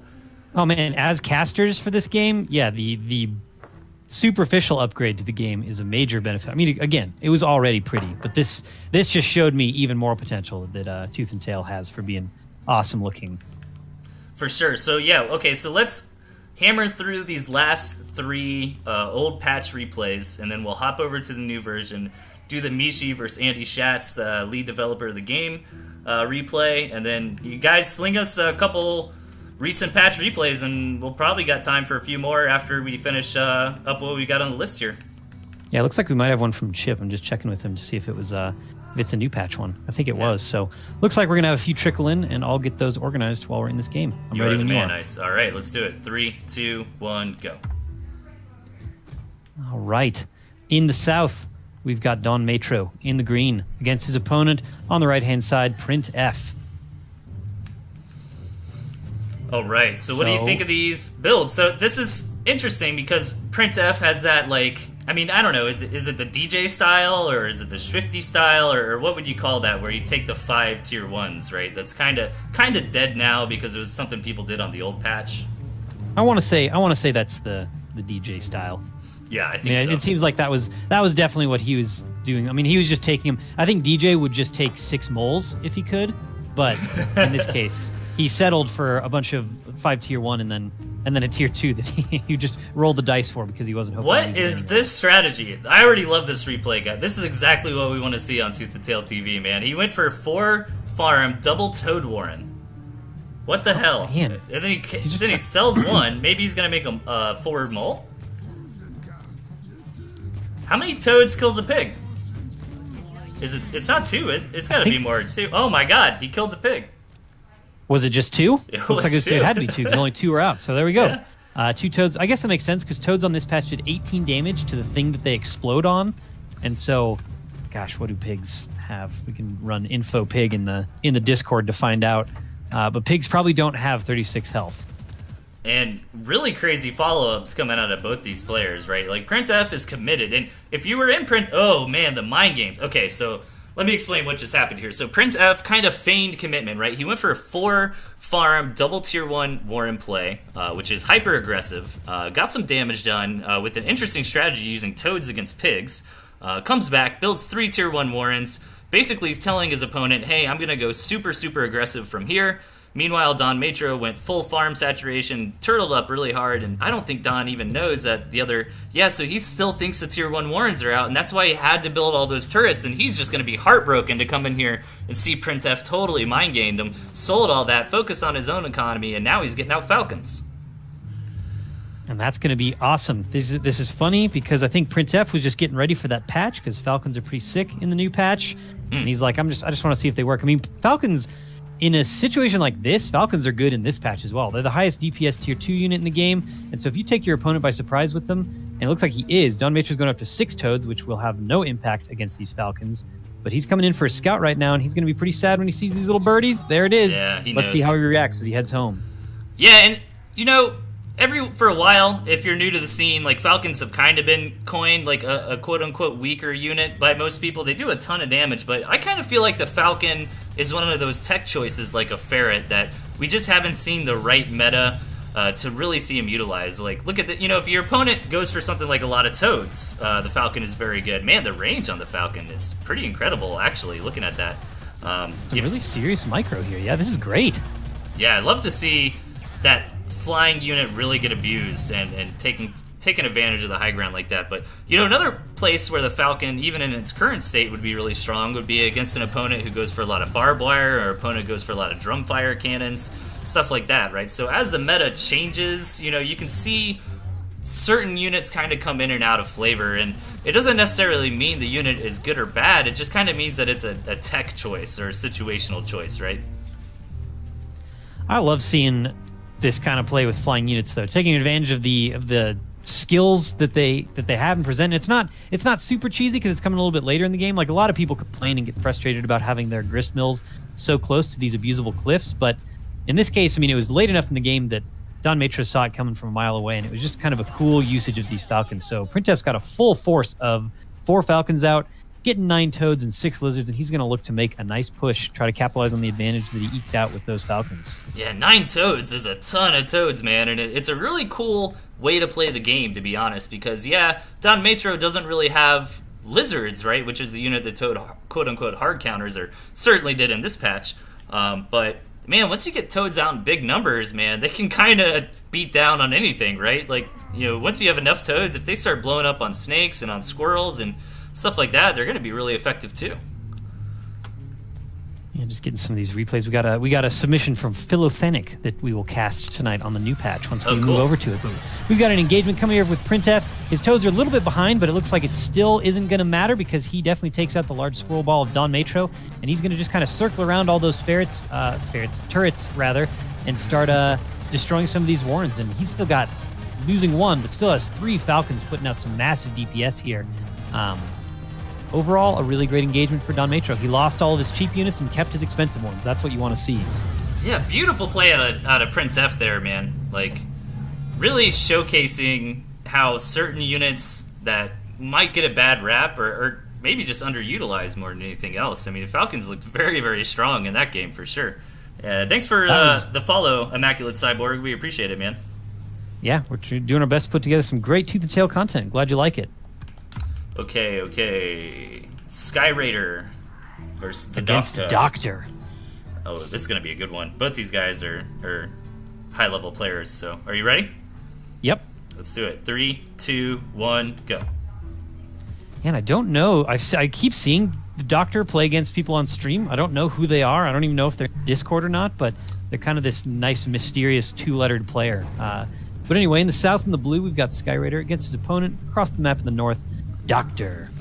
I think Doctor is the Doctor, like spelled out completely. I see that guy on a lot, but maybe not. Maybe he is just some mystery Doctor player, and more than one person can have that handle, right? So, but I'm happy to see the Badger. We did see the Badger earlier. The Badger's Halloween costume is a witch hat, so That's really cool. We got Yes. lizard wizards, we got bat pigeons, we got Santa Claus ferrets, and we've got witch badgers. So We've we're got getting a lot there. of great stuff here. Yeah, man. And Just so moving far, on, a couple replays. Sorry, go ahead. oh no, you're good. Yeah, I'll take over while you do some back end stuff. But I mean, Yep. so far, kind of a dichotomy. Sky Raider was going for super greedy opening, and then he scouted his opponent, went for 4 farm or 5 farm double Warren, which is very aggressive. So Doctor is coming out for the quick rush. He's got the lizards to do so, and if you are going to go for a 4 farm double Warren or a 5 farm double Warren, having the lizards makes a big difference. But I don't think you can really kill a pig with 2. I think he's definitely got to wait for at least 3.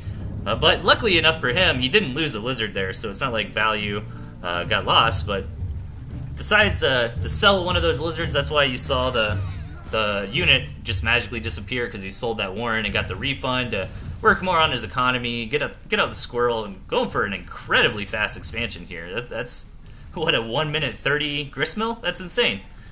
That's pretty good. Let's see if he's able to hold on to it, because I mean they're on even army supply right now. Once Sky Raider seeks this out, he's going to see, like, especially at these like rank 40 player levels, as soon as they see something like this, it gets exceedingly difficult to hold it off, because they have their Warrens build faster, their units shoot faster, and they just seem to be stronger. I don't know what kind of cheats they're playing with, but And look at this, man. The Doctor made that mistake that we always harp on, man. And it's so easy to do. If you look at the mini-map, he didn't take one of his farms on his first gristmill, and that's definitely got to be a mistake at this point. And that's why we really recommend, to prevent that from happening, man, constantly be looking at your mini-map, because if you kind of just look at this gristmill, it kind of, at first glance, you might not notice it, but it's pretty noticeable on the mini-map, so make sure you're constantly looking at the mini-map, not only for map awareness, but to make sure you don't make little saturation mistakes like that.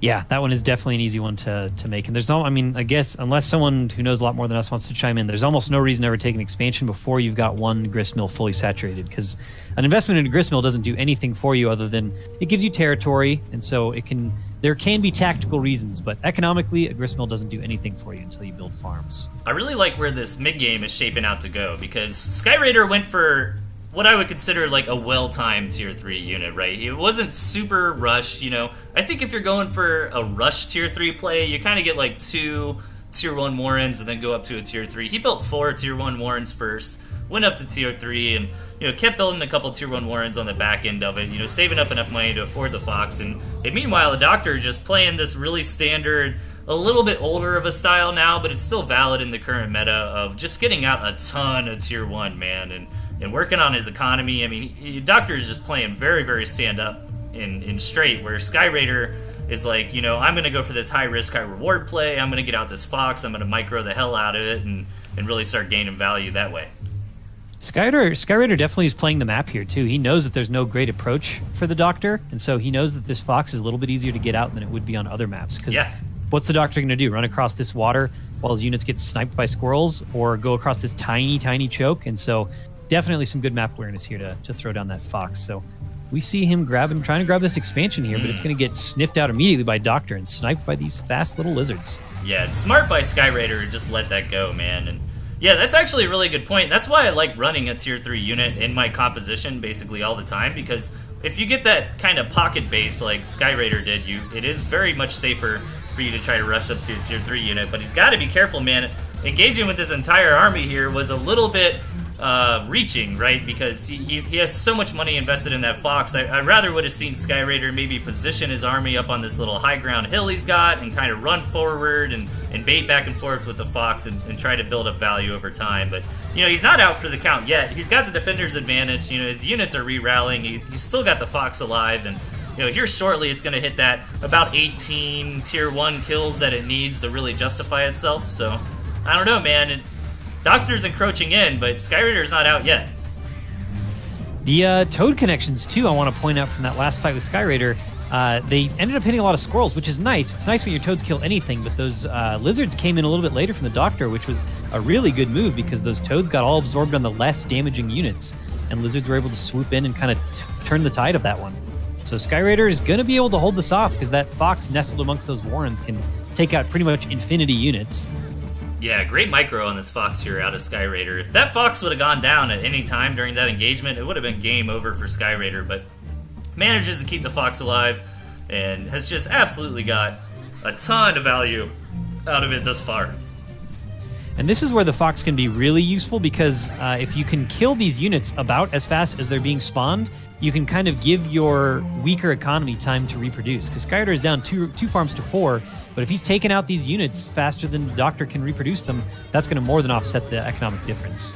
Right. I really would have liked to see the Doctor, maybe on the back end of that fight, not extend as much as he did and kind of pull back and build some like zony, containy, middle of the map defensive structures, right? Because that's a good answer to the Fox. If you're really getting slammed on by the Fox on the ladder, good turrets and good positions really helps. Having a spot where your army can kind of fall back to and not get harassed a lot. And the Fox did just get some pretty significant changes. It kind of makes it get rooted or cast a little longer. I think it's about 0.75 of a second, 3/4 of a second in order for it to shoot now, basically, when it's all said and done. I'll have to check the patch notes, but I think that's correct. Yeah, that's a really good point too, though, that the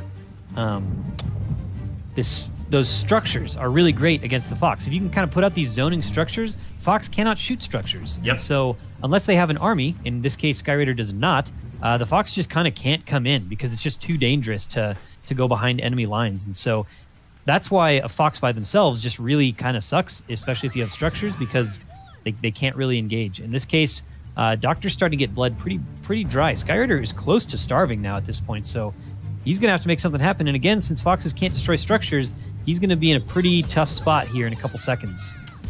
Yeah, this is the part of the game though where the Fox just really starts shining, man. Like the Doctor had to have killed that thing.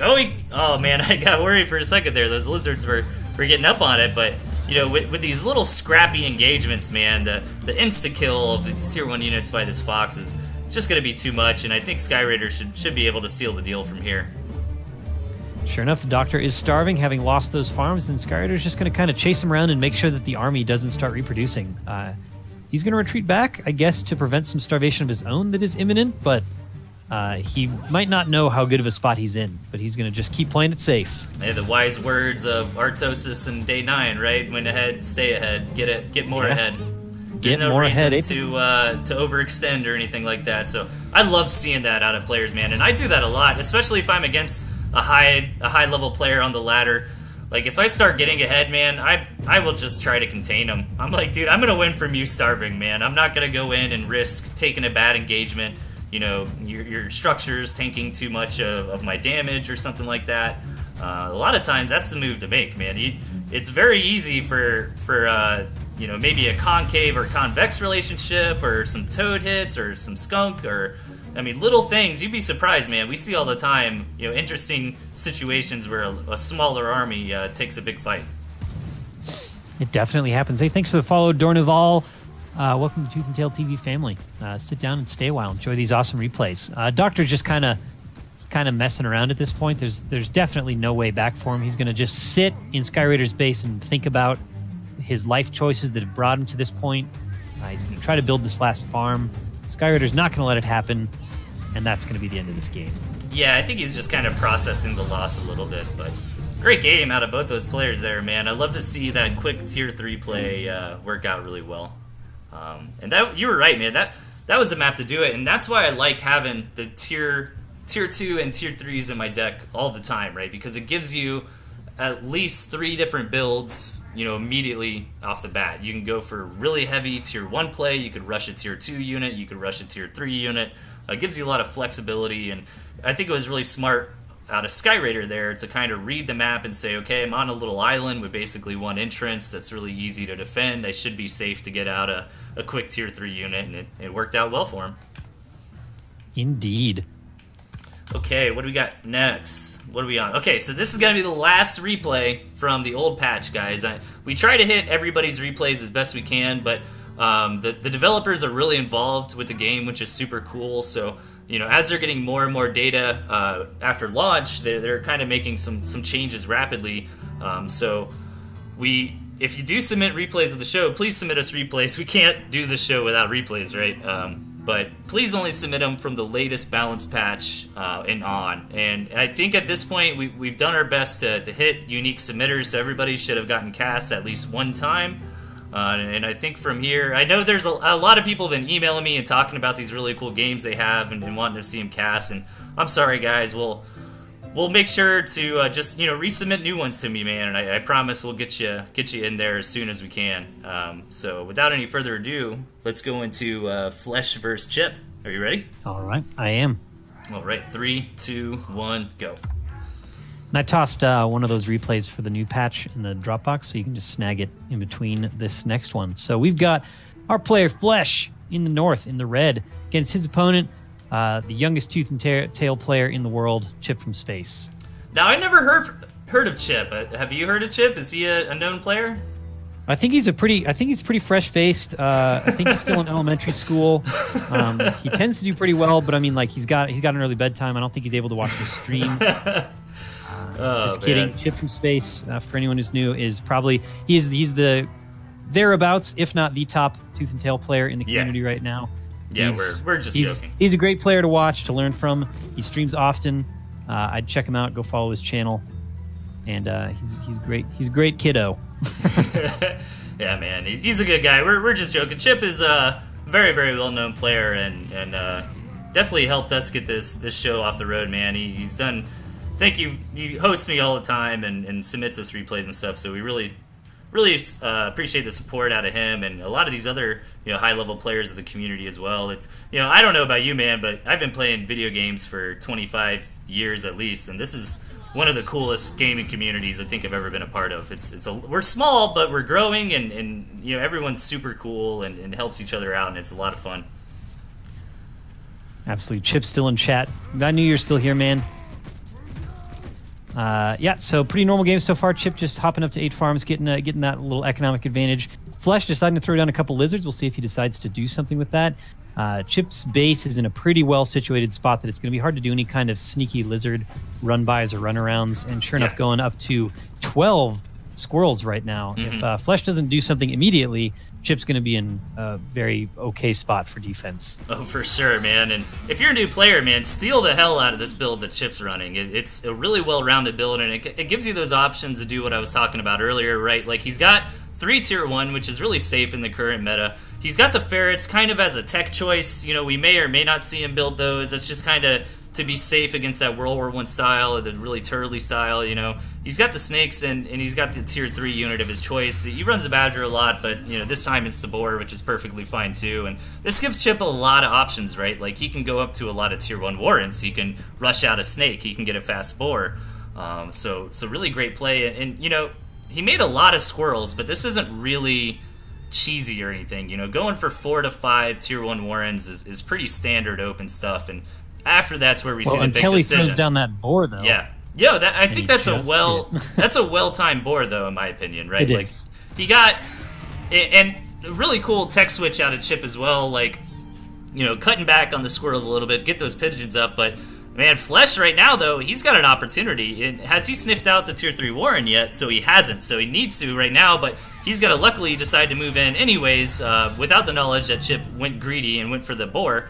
Man, if he knew that and he pushed the issue, he could have got a lot of damage done. But Flesh instead, going for some safe play. He's been floating a lot of money. We might see a boar out of him himself, but he goes for the ferret instead. And yeah, he's got like a whole smorgasbord of tier 2 units here, man, to choose from. So interesting he decides to go with the ferret first.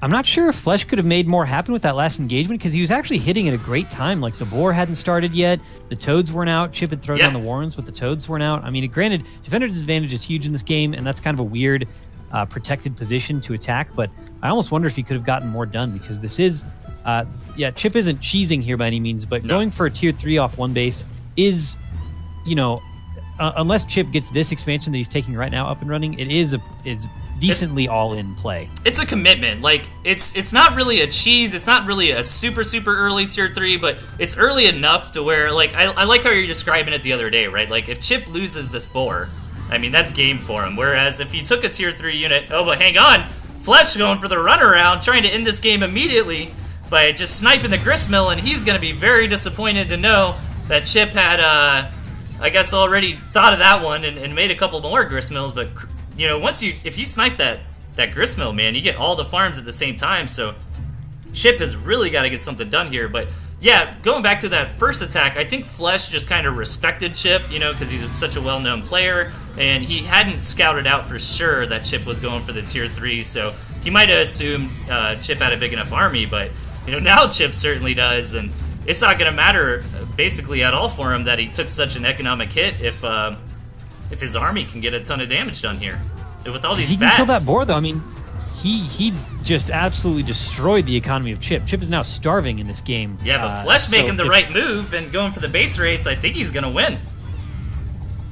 If Chip doesn't teleport that boar across the map, he's going to do it. What a game. Got a Flesh right there. That's kind of the right response. That's a great use of lizards, and that was what we saw in that bright yellow classic metal game, man. That was exactly the kind of play that you like to see out of lizards. Boars are slow, lizards are fast. It's kind of like as soon as they move out, you move in and snipe all their stuff. Yeah, that's what I love about lizards, man. I got to tweak with my deck's composition a little bit and see if I can fit those lizards in. But all right, so we need to switch versions of the game here. So stand by, guys. We're not going to go on a real break, but the music's going to stop because I got to close the game. Let me hit that. All right. So let us go to the current version of the game. Opting out of all betas. No betas, please. Oh, man, I'm hyped for this. I need to get some more Tooth and Tail time, man. Maybe I can play some tomorrow. I'm too busy, man. Yeah, it's rough these days, but hey, at least we get to, be pillars of the community here and watch all this awesome stuff unfold before our eyes. Yeah, man, I love doing this show with you, and I'm glad we have an audience because me and Ice would just be on Discord talking about these games regardless, right? Oh yeah, we would be casting these anyways. We actually were doing that for days after it was launched. We're just like, hey, maybe people would want to hear this. Basically, just kidding. But let's check out these new patch games. Which do we want to check out? Oh, actually, Panic versus Death Tacticus or Mishi versus Andy. We'll save the Andy one for the last. Yeah, I think so. I think that's how we're gonna keep everybody waiting around. All right. Let me see what new games you got while I wait for the game to launch. Give me just a second. How many new ones did you throw in there? We only got one, so there's we just have 2 from the new patch total. Unless people want to toss me some more, I'm still able to throw them in the folder for the. I think we probably have time for 3 more replays tonight. So if someone wants to throw us one more replay from the current patch, we will cast it tonight. Yeah, especially if you're a frequent submitter, go for it. But if you're somebody who's never submitted a replay before, and now's your chance, man. We'll definitely throw it on. I do want to do maybe one more game, so if we could get one more replay from the current patch, last minute submission, that'd be really cool. I'd appreciate it, guys. So before we hop into the current patch, do you want to talk a little bit about the changes, or should we just go into it? No, let's. Can you pull up the changes? You could pull up the Butters patch notes, or we can just talk through it, because generally a bunch of big changes. Lizards got knocked down to 1 range and increased their health by 1. The boar now explodes and does mostly everything else the same. It's just a little bit slower. Badger got a little bit of a tweak that has probably been hot fixed already by today. Pigeons lost some health and range, and barbed wire now does damage to everything over time, regardless. So that's kind of a nerf and buff at the same time, because any unit can take out barbed wire, but barbed wire also does guaranteed damage no matter what unit it is, whether it's melee or not. And what else am I missing? The map generation has been tweaked so that spawns won't always be quite so close. Well, not always, but some people complain about how close you spawn to your opponent. That won't happen anymore. And all kinds of different map flavors that we'll hopefully get a taste of in these next 2 replays. Yeah, okay, so Chip is saying he's down for some show matches. It looks like we got Chip versus Pixton. What do you think we should do? Do you think maybe you want to be mindful of their time and maybe sneak in a 2 out of 3 between those guys, then hit these last 2 replays? Or we got a lot of people saying they want to play. So let's just do a best of 3 right now, and then we'll hop into these last 2 replays. Okay. Well, Mishi said they want to play 2, so maybe let's do it King of the Hill style, best of 1 Pigson versus Chip. Winner plays Mishi. Sure, let's do it. All right. Yeah, I don't know. Whatever these guys want to do, man. But yeah, if they want to do some show matches, I'd rather do that now. I know I don't know what time zone these guys are in. I want to be mindful of their time. I'll create a match as a spectator. Oh, password is You got to back. pick all the... Yeah, you got to pick all the stuff now, too. Oh, what do you mean stuff? Match options. Change map. What? Oh, God. Yeah, dude. I mean, you can leave it all standard because it'll do random, but if we want to make sure we see some new stuff, you could pick a decided environment. All right. Or at least let's do the environment. Let's change it to Old Mother Township. Oh, no, I'm having fun with this. Okay, environment, Old Mother Township, sure. Yeah, I like that one. What does change seed do? You can do. Yeah. So since the games, and for anyone who doesn't know, so the seeding works. You can change. If you put in the same seed, it'll generate the same map every time, and so that's the that's the benefit of doing a seeded map, that you'll get the same. So if you find a map seed that you really like, then you can just do that and get the same one. Okay, so I set this map to showcase the new gristmills. We're gonna be playing on an extra large map. New gristmills, lol. The new campfires. So I set gristmills to be scarce and campfires to be plentiful on an extra large map with the township one. This is gonna be good. Extra large might be used for like 2v2. We'll see how big this ridiculous map is. Oh man, I want a macro game, dude. I want a macro game with campfires. That's what we're doing. That's what the audience wants, right, guys? Well, hey, and when we're showing off some of the new map, this did not exist before this patch. The ability to customize the type of map that spawns. So this is TnTTV official map playfulness. I'm gonna grab a drink real quick. Be right back, guys. Keep talking. Yep, you got it. Yeah, so you can now modify some of the settings for these maps on what'll spawn, as you saw Delthius doing there on the screen.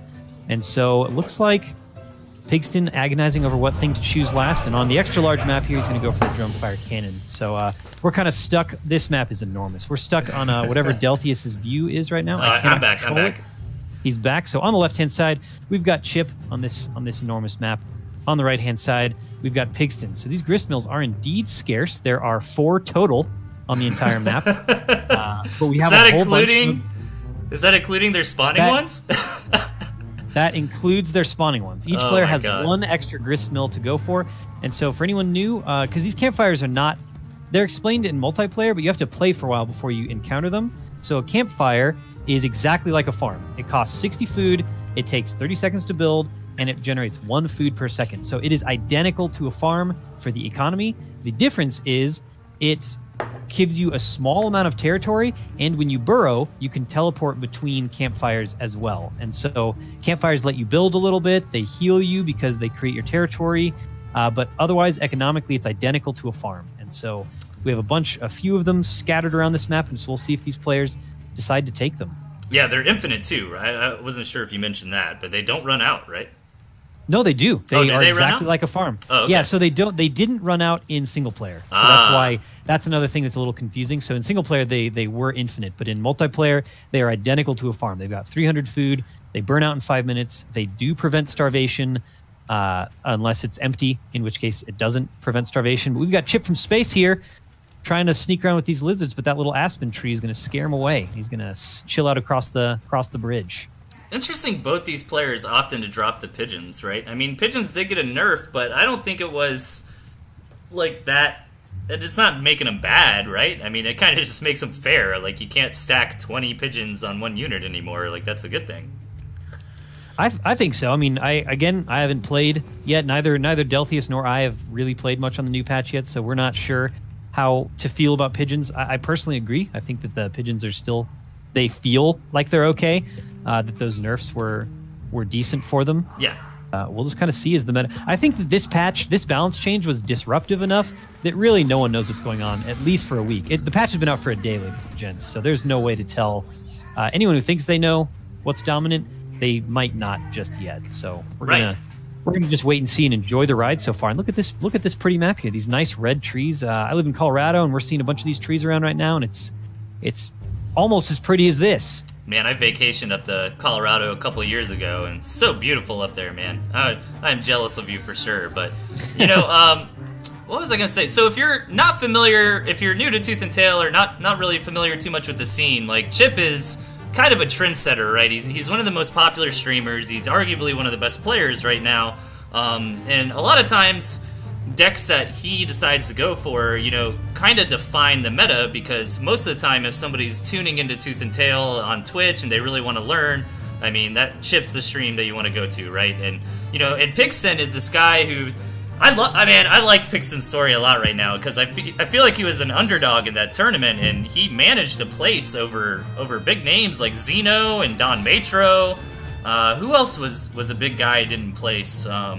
There's a few more. Like, it was very interesting to see. So the tournament on Saturday, there's 2 qualifiers. That was the first qualifier, and then the final tournament is going to be a 8-man tournament, and we had Bright Yellow just take it completely, which was not a shocker to anybody. I mean, Bright Yellow is another great name and big streamer, guys. Like, if you're trying to learn Tooth and Tail, definitely tune into his stream as well. And he went 5-0, which is crazy. He came out in first place. We had Classic Metal in there, which I really liked Classic Metal's playstyle in the Strawberry series, man. He used so many turrets, and I thought that was really cool to see. But, you know, let me comment a little bit on this game real quick. You know, Pixton getting out that Drumfire Cannon, and this is what I like to see, man, right? Like, these Falcons are gonna be the answer to that completely. Like, typically, Drumfire Cannons are just so strong. Like, I don't know if I just suck or something, but, I mean, I normally tech Ferret in my deck, right? So I feel like I have quote-unquote the answer, but even with Ferrets, man, it is so hard to deal with a Drumfire Cannon. I mean, the answer to a Drumfire Cannon is almost like killing it before it gets up, but Falcons are a good response to that, because Drumfire Cannon cannot hit air, right? It cannot, and neither can Chips from Space 2 Owls that are coming out. And so these Falcons are going to be a pretty nice counter. Chip is taking all the campfires on the map, so he is up. I don't think they showed on the overlay yet right now, but he is up 11 farms, basically, to 9 from Pigston. Oh. So there is, I think the income graph might show it, but yeah, so Chip greedily taking all the campfires on the map, unknown to Pigston currently. But Pigston's building up the perfect army counter to what Chip's got. Chip's got... You see the chameleon attack and 2 owls. You see the chameleon attack on Pixton expansion? Beautiful micro out of Chip right there, man. Just commanding only his chameleons to rush up there while keeping the rest of his army in position, and stealths out of there. Doesn't lose anything, and that's a huge blow to Pixton. And that feels really hard for Pixton too, because I don't think he was aware of the chameleon. But then again, Pixton's got chameleons of his own, and I love to see that kind of play coming out of people, right? Like, you're not going to expect chameleons, and just goes over there and knocks that gristmill out, no problem at all. And Pixton decided to take this big engagement here, and I don't think he's going to come out on top, man. The Falcons out of Chip here were really well defended on the back line, had those nice mice from the Owls up there tanking, and to add insult to injury for Pixton, Chip's gristmill actually survived that engagement. Yeah, and that's going to be it.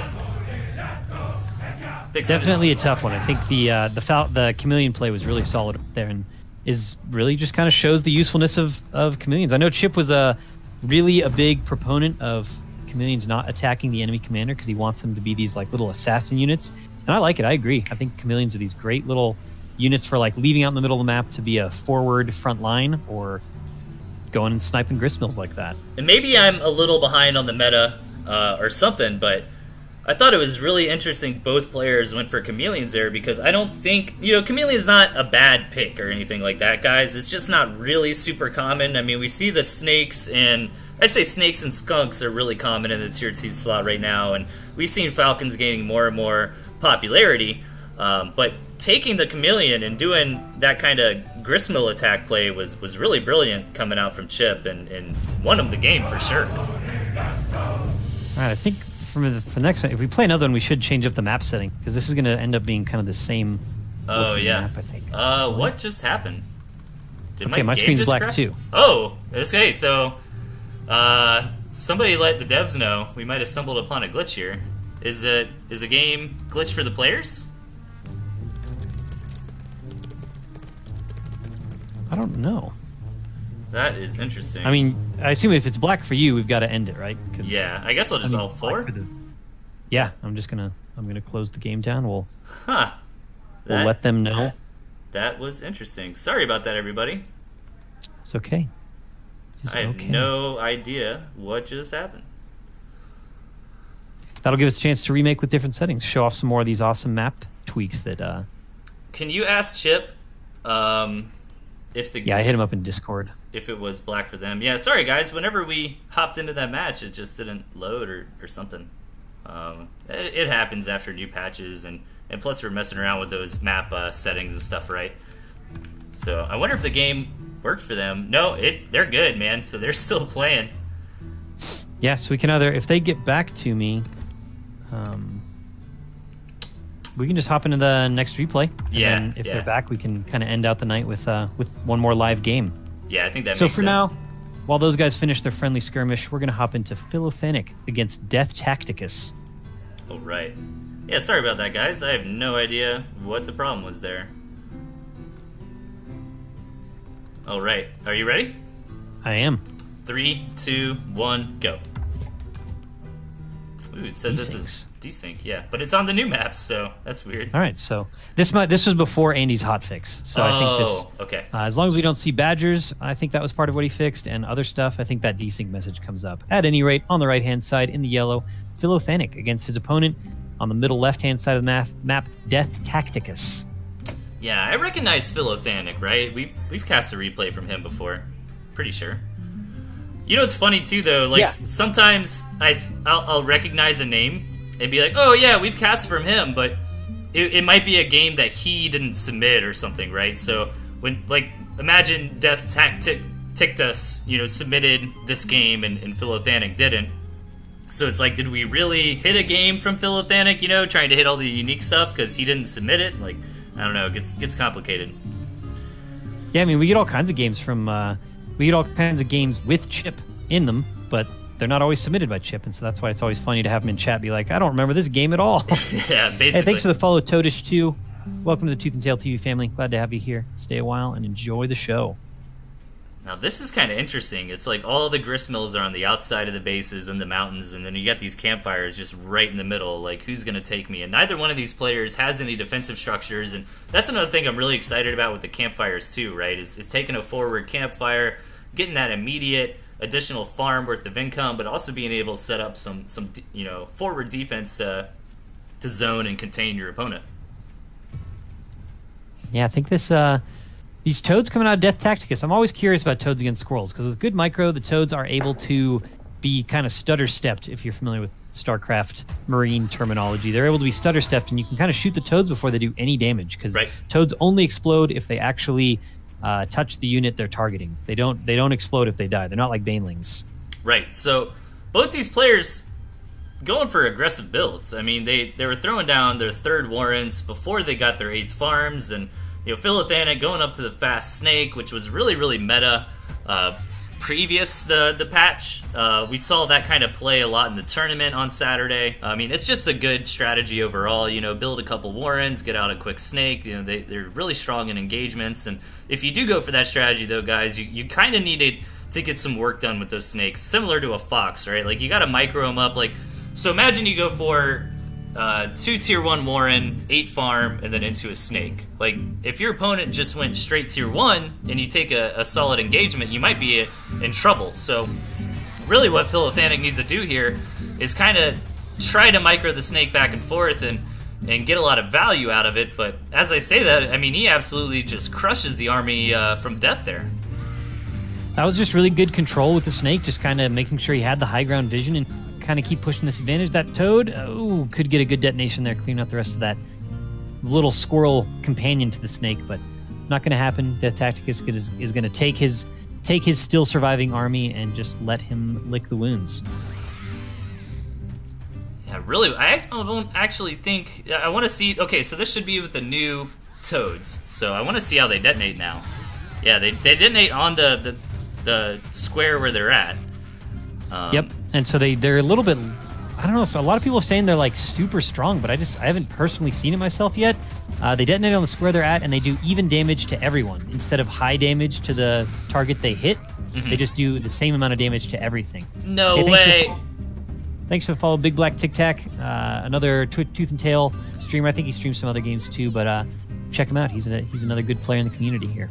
Yeah, and unfortunately for Toothandtailtv there, he lost both his snakes on the back end of that engagement, and it looked like he was going to get away with it scot-free. And if you're going for that like fast tier 2 or fast tier 3 strategy, I mean, those snakes and those foxes are your babies, man. I mean, the tier 1 is kind of just cannon fodder, right? But you really have to put an effort into keeping those expensive units alive and really gaining a lot of value over time.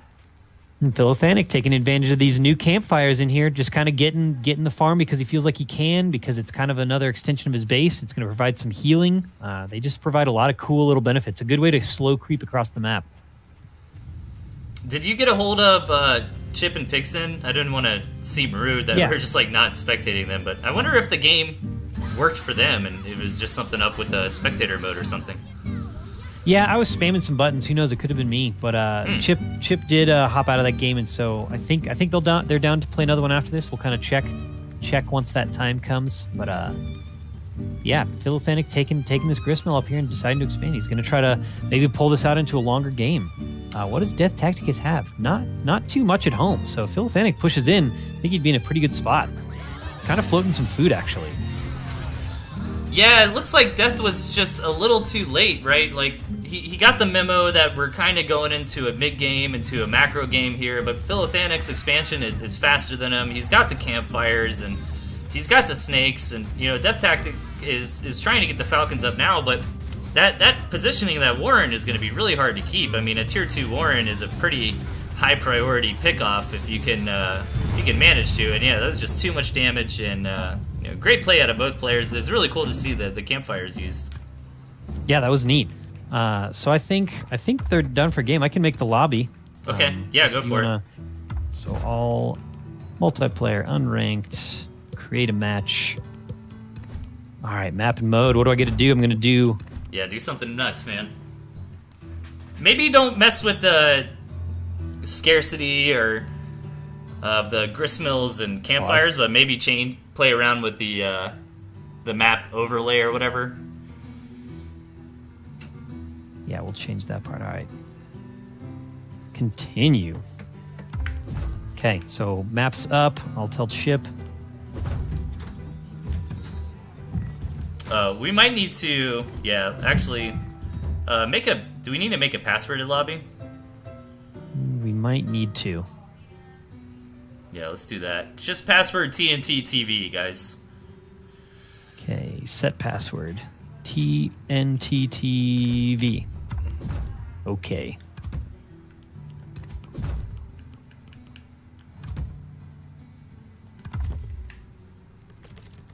All right. Lobby's up.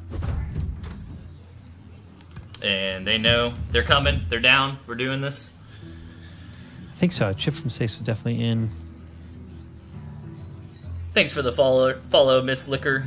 Speaking of liquor, man, did you hear John Dunsworth from Trailer Park Boys died the other day? Were you a fan of that show? I did hear about that. I hadn't gotten around to watching it, but I mean, I was an indirect fan. I hear good things about it. Oh man, Jim Leahy is a classic character, man. That show is hilarious. It's on Netflix. Check it out. It's super funny. All right. Now is Chip fighting Pigson or Mishi? I know Mishi said he was down to play too. Hey, thanks for the follow, everybody. We appreciate it. J-Man Cook 21, Falaris, and if it's your first time to the stream, yeah, Chip needs a victim, guys. Somebody step up. I think Mishi's down.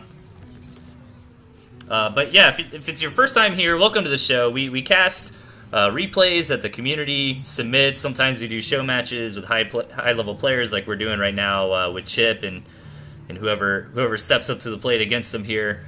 We try to help out with tournaments, with casting, that kind of stuff. And we do the show every Tuesday and Thursday night at 8 p.m. EST.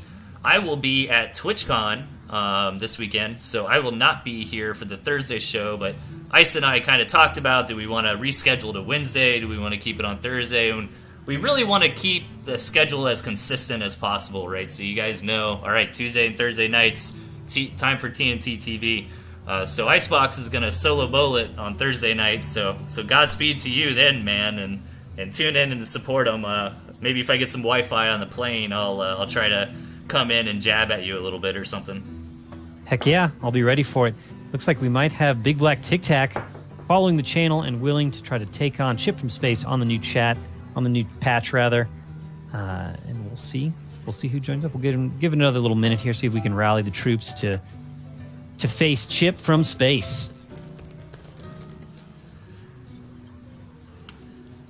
Yeah, I'm down for Mishi. Passes TNT or Big Black Tic Tac or whoever wants to do it. Mishi was talking about it earlier, but we got time for, I think, one more show match, and we want to get to the replay we've been saving for the finale. It's going to be Mishi versus Andy Schatz, the CEO of Pocketwatch Games and lead developer.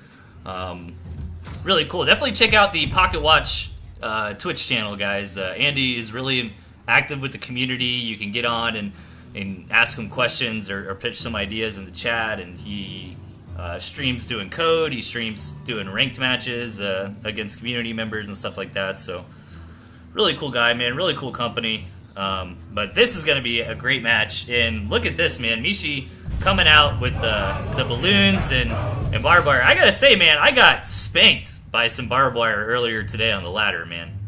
I mean, it is rough stuff. Barbed wire, I'm not even exactly sure how it works anymore, so I need to read up on that, figure it out, and play it. But in the meantime, we've got Mishi in the upper left-hand corner in the blue against his opponent Chip.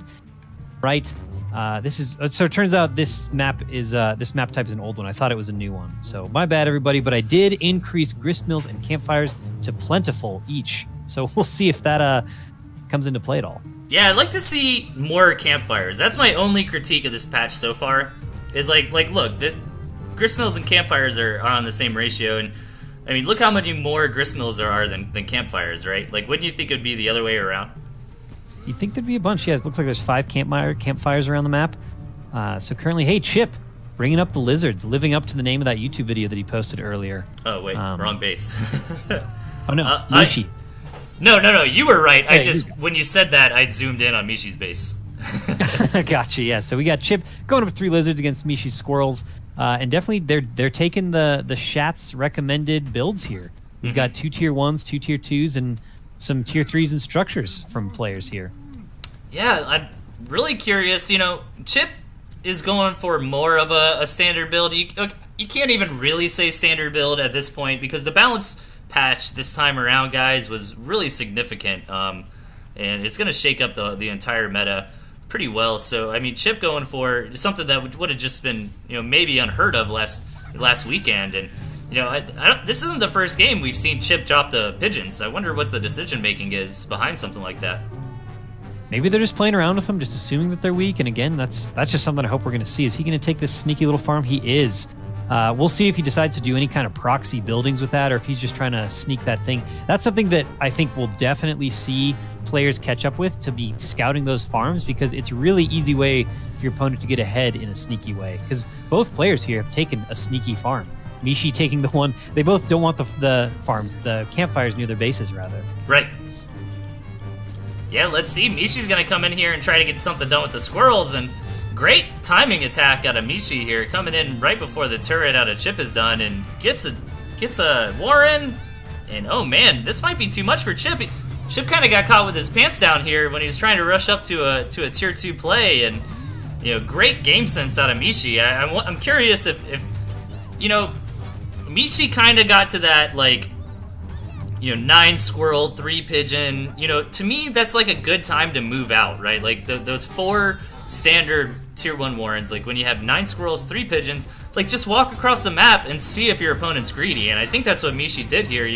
If Chip was going for something similar to what Mishi was going for, Mishi could have just walked home, no harm, no foul.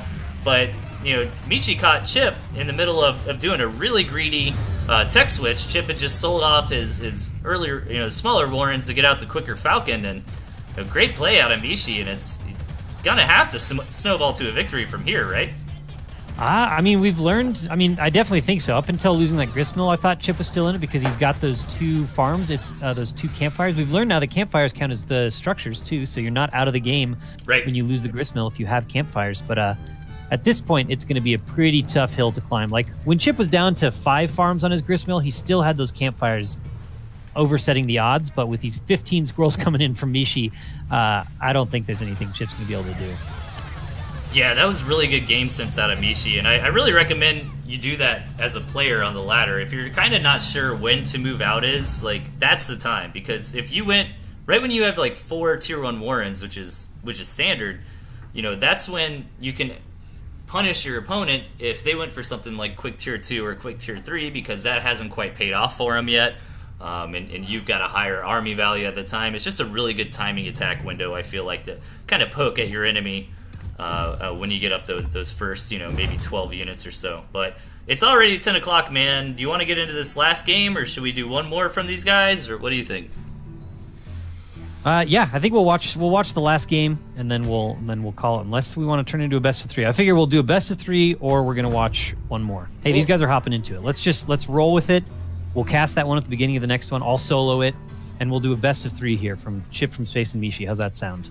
Man, I think we got to get to the Andy Schatz replay, man. I say let's do the best of 3 here, or if we want to cut the last game, we can. But I would like to get to that last one tonight. All right, well, we'll just see where this game goes first. Sure. So we've got Chip in the north, in the green pants, against his opponent in the bottom right, in the blue pants, Mishi. Even though neither player has those colored pants. Oh, man. That's a good way to say it, man. Because Trunks is totally like Total Biscuits thing, right? But pants just sounds super funny.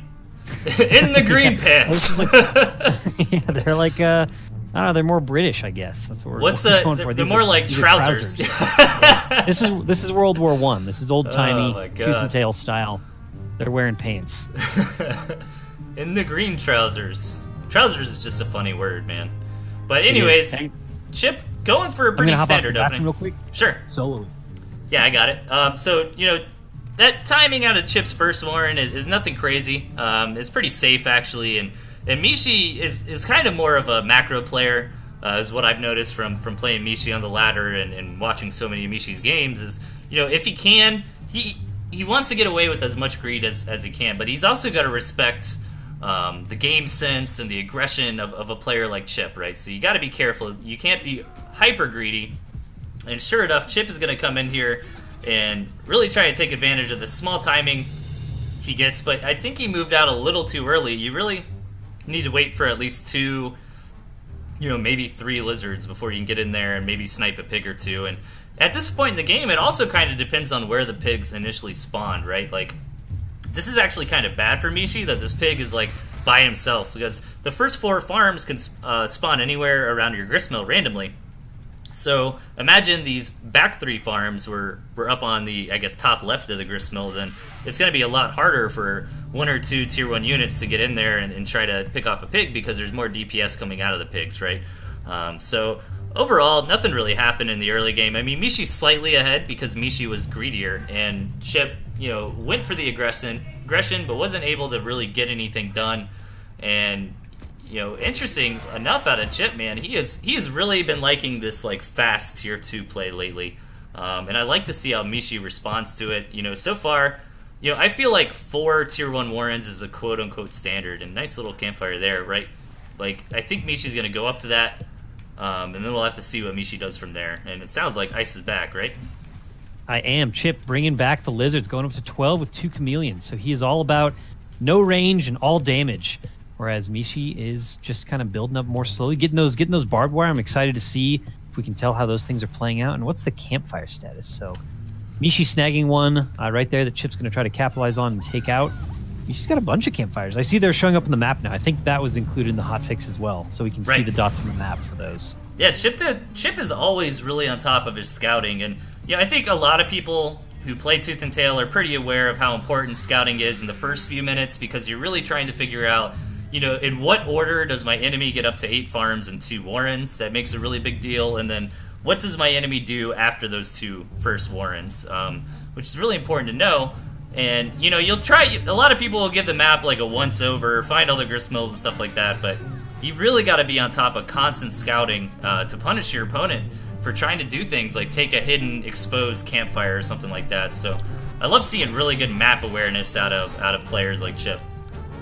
This barbed wire placement on Mishi is just blowing my mind. I love it. He's got these 3 gristmills kind of within contention. He's got 3 campfires around the map, so he's up to basically 11 farms to Chip's 9, because Chip has one campfire. And this is, I mean, this is looking really good because it's like right now Chip's army's pretty decent, but Mishi's getting the opportunity to build it up and got these sniper balloons to position stuff out. This is like better right here, Delthius. Yeah, this is great. I love seeing stuff like this, and really great positioning on that balloon for sure. And now, I would really like to see.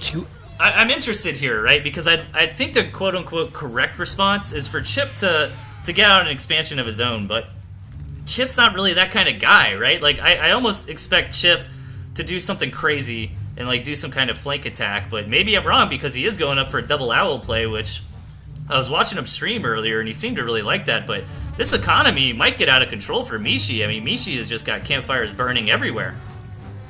Yeah, and Owl's got a buff, 10 health, and they spawn, they can have more mice around them now. So they Damn, dude. Normally mice died after 30 seconds, but now they die after 60. So they can have twice as many mice, but I think their damage was kicked down by 1. So it's kind of like they're a little bit more massy, but they don't do quite as much damage. And the owl itself has more damage, so it's not as susceptible to fox snipes. Look at that income graph, man. Mishi is more than doubling Chip right now. That's not a place you want to be. So he's got 11 actual farms along with 4 more campfires, 5 until Chip took that one out just now. And it looks like he's going to just be like, all right, it's time to clean house. I got to take out all these campfires. You're making too much money. But the damage might already be done. We'll see.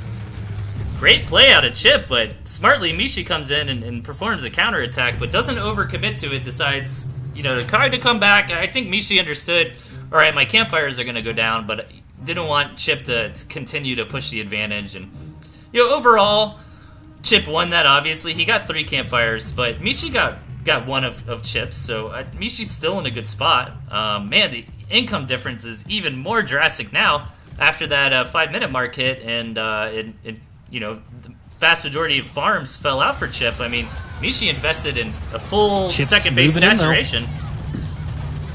Chip is moving in to fight. He's doing what he can with all of his lizards. Those falcons sitting in the back line definitely survived the storm and took out most everything. Chip has falcons of his own, but man, Mishi's largely flying army definitely was able to take those out. I think he lost 3 farms along his north side, but the engagement definitely went in Mishi's favor. But Chip smartly keeping one of his owls alive for future fighting. Yeah, great use of the owl. And if you're new to Tooth and Tail, the owl kind of functions similarly to like a swarm host. Constantly produces free units, and you gotta keep it alive and gain value with it over time. But the boar is out from Mishi here, and that seems to be the trigger to move out. I mean, Mishi's been sitting on a better economy all game, and sure, last fight was kind of even, but on the better economy, the fight really goes to your favor, and it's going to be hard for Chip to deal with this boar. And even if you do deal with the boar, guess what happens when the boar dies, Icebox? It blows the hell up. In a 9x9 square, dealing just tons of damage to everything around it. And Chip's going to tap out, sure enough, because he got kind of caught with another transition into Falcons. And whether we're doing a best of 3 or best of 2, that's it, because Mishi takes both games. Yeah. Thank you Those so are much. Really cool. Yeah, thanks so much for those show matches, guys. I'm sure you guys are down to keep doing more, and that's super awesome. But we got to wrap this show up here soon, and we want to get to this final replay submission of Mishi versus the developer of Tooth and Tail, Andy Schatz. I am super excited to critique Andy's play here. This is going to be a stressful cast. It's just a Mishi kind of night here. Yeah, man. I love Mishi's Mishi's style. also streaming these days, so everyone just feel free to go check out his channel, give him a follow. He's new to streaming, but as we can tell by those last 2 games, he's definitely a contender. Yeah, I like seeing Mishi really rise to one of those, top 5, top 10 best player ranks, because Mishi's a really big macro player, right? So it's cool to see those macro-intensive styles performed at the high level. But are you ready to hop into this game? I am. Let's do it. 3, 2, 1, go. All right, our last replay of the evening, and it's between No Repro, Andy Schatz, the lead developer of this game and of the game Monaco and of the CEO of Pocketwatch Games, Andy Schatz. We'll just call him Andy in this one because that's what we know his name to be. And in the north, his opponent, Mishi. And this is one of the new map tile sets. This is like, it's not quite desert because it's a little more green, but it's, desert-y. It's kind of like Arizona, like mountainous. You ever been out to areas like that, like Sedona or something, where it's kind of like the desert, but it's still pretty forestry? I actually really like this tile set. I don't think I've played a ladder map on it yet, but let's see what these guys are going for. I mean, Andy's going for I didn't see if that was a 4-farm warren. I think so, right? But both these warren times are pretty careful. Yeah. Andy, I think, went for a 4-farm warren into 5 farms there. So he's going to get his lizards out slightly faster than Mishi. And Mishi going for the more standard, safe, 5-farm, take a warren. And then Mishi scouts his opponent, sees what's up, decides to maybe build another tier 1, but changes his mind and goes a little more greedy. And, lizards do beat squirrels in direct engagements, but when squirrels can kind of sit there and buffer and with the warrens tanking damage, with some pigs helping out, they can really get a lot of work done. And look at this, Andy going for that forward campfire, man. I love to see stuff like this, and I'd love to see Andy throw a turret down or something like that to really start containing Mishi here. He's trying to go for a little bit of turret cheese. He's got the builds for it, so he can throw down some bullet hives or a balloon to support, and we'll see if he's able to get it down. And he's just going to get economy and territory and healing regardless, unless these squirrels are able to take it out. Yeah, and it almost works like that gristmill in the middle of combat too, right? Where the campfire is going to tank a lot of hits in this upcoming engagement. And there's a turret, and I love seeing play like this. And Andy's actually kind of abusing the meta right now, because Andy did not go straight up to 8 farms before something like this, right? And if he did, I think Mishi would have been prepared for it. But Andy, snuck this build out 120 food faster, and I think that's really what's helping him out here in this fight. Yeah, these turrets can be really frustrating. They're within range of the warrens, so yeah, Mishi's got to take that out or else lose those warrens. Warren health at tier 1 was brought back down to 50, but then each warren has significantly more health than they used to. So tier 2 warrens have 60, I think, and tier 3 has like 100. No, tier 2's got 75, so warrens get beefier the higher up you go. Looks like Mishi's going to be able to break this, though. He's super close. All right, he's going to back off. That hurts so bad, man.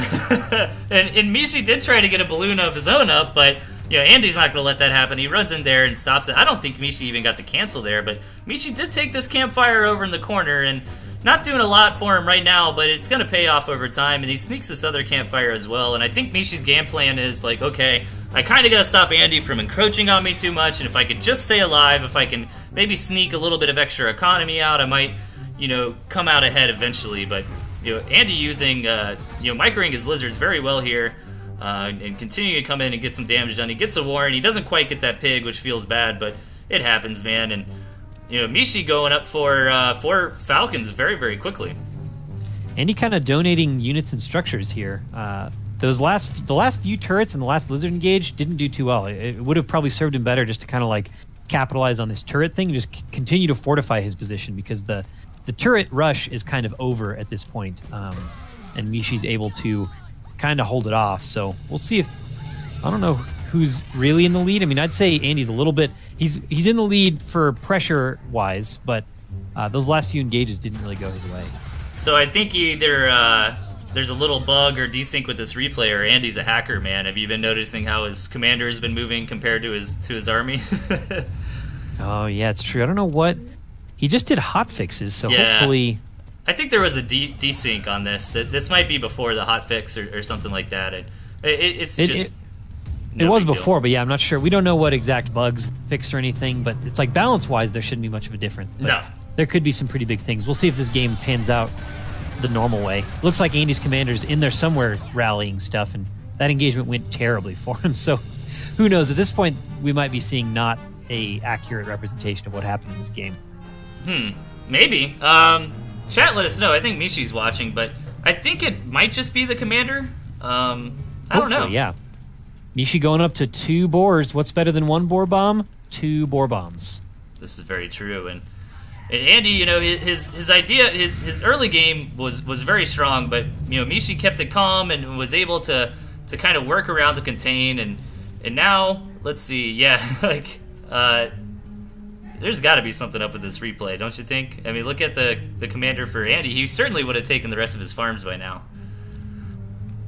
Yeah, I think we might be dead on this one. Sorry, guys. It looks like there's a good chunk of time left too, so I'm not sure if it's worth checking out. We could wait till this first boar bomb comes out to see what happens, but yeah, definitely. Well, in the meantime, though, I mean, the economy is looking good for Mishi here, and he's trying to just save up for the boars, but at the when I say economy's looking good, like relatively, I mean both these guys are are really down to their last breath here, and that the ferret does manage to take a pig out. But yeah, I think something's got to be up with this replay for sure, man. We apologize about that. Right, the first time we want to do an Andy Stats replay, it's got to be buggy or something, right? Of course. Yeah, I mean we'll get one eventually. I mean Andy's been playing the game a whole bunch. Who knows? This must have happened on the exact patch day, probably is what I'm predicting. Because yeah, Andy stayed up late last night and woke up early this morning to make all kinds of fixes on stuff that people were reporting. So who knows what kind of voodoo that's working in the behind the scenes of this replay here. Yeah, for sure. And maybe if we were synced on the other version, it'd probably be fine. But yeah, I don't think Mishi would really sit around with this little of economy with 2 tier 3 Warrens, right? And Andy has 0 farms and not starving, so yeah. Well, he's so got the campfire though, so that's true. Yeah, because I guess it says 0 farms, but I think this replay is pretty dead. Yeah, I don't think anything's even gonna come out. Yeah, you want to just fast forward it, see what happens? Oh, there's the starving. Yeah, I'm gonna just fast forward here, but yeah, this is definitely a desync. We're sorry about that, guys. Yeah, let's just kill it.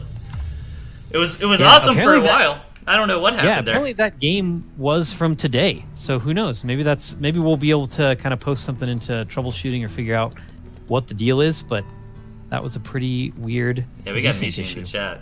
Let's see.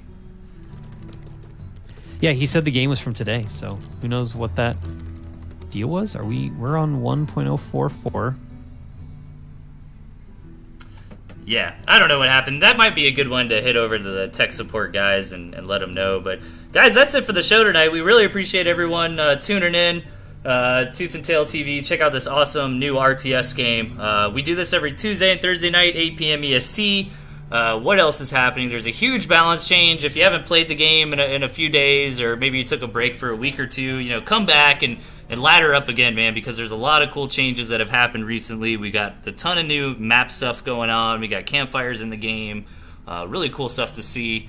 And as far as Tooth and Tail events, we will be doing, well, I say we, but really Icebox will be doing the show Thursday night as I travel to TwitchCon. And on Saturday, the Clash of Comrades 1v1 second qualifier will be going on. And I'm super excited for that because I know DJ Soak's got to be in it, right? Mishi's got to be in it, right? A lot of the big names. I don't think Dutch Defender, he didn't compete last Saturday, did he? He didn't, so I hope maybe we're going to see him this time. And then anyone that's signing up, so like we might see the Gentleman give it another go. We might see whoever else that didn't make it through this first qualifier give it another shot, because we had some people who put up a good show, but just wasn't quite 4 spots. It gets pretty tight towards the end. Yeah, definitely. And having 4 of those juggernauts knocked out so you don't have to compete against them in round 2 definitely helps. But big shout out to Chip and Pigston and Bright Yellow and Classic Metal for doing so great on Saturday, and to the Clash of Comrade guys for organizing it. So we have a link to that sign-in sheet below our Twitch profiles, so sign up for that tournament, guys. Or if you don't sign up, tune in and watch it on Saturday. It's going to be awesome. What else we got? Send us more replays of only the latest patch so we can keep going. I think Ice really needs some content for Thursday's show, but I guess we can just fall back on more replays of the old tournament if we need to. But you guys aren't going to make that happen, right? You guys are going to send us a ton of new replays, and it's going to be a great casting show Thursday night. Heck yeah. All right, so I think that's it for me, man. Let's find somebody to host. Is anyone playing Tooth and Tail right now? Oh, man. Quick, somebody start streaming.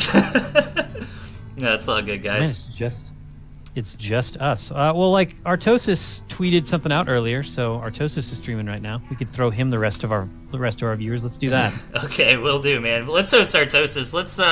Let's see some beautiful Brood War. So, take care, everybody. We love y'all. We'll see y'all Thursday night. See ya, homies.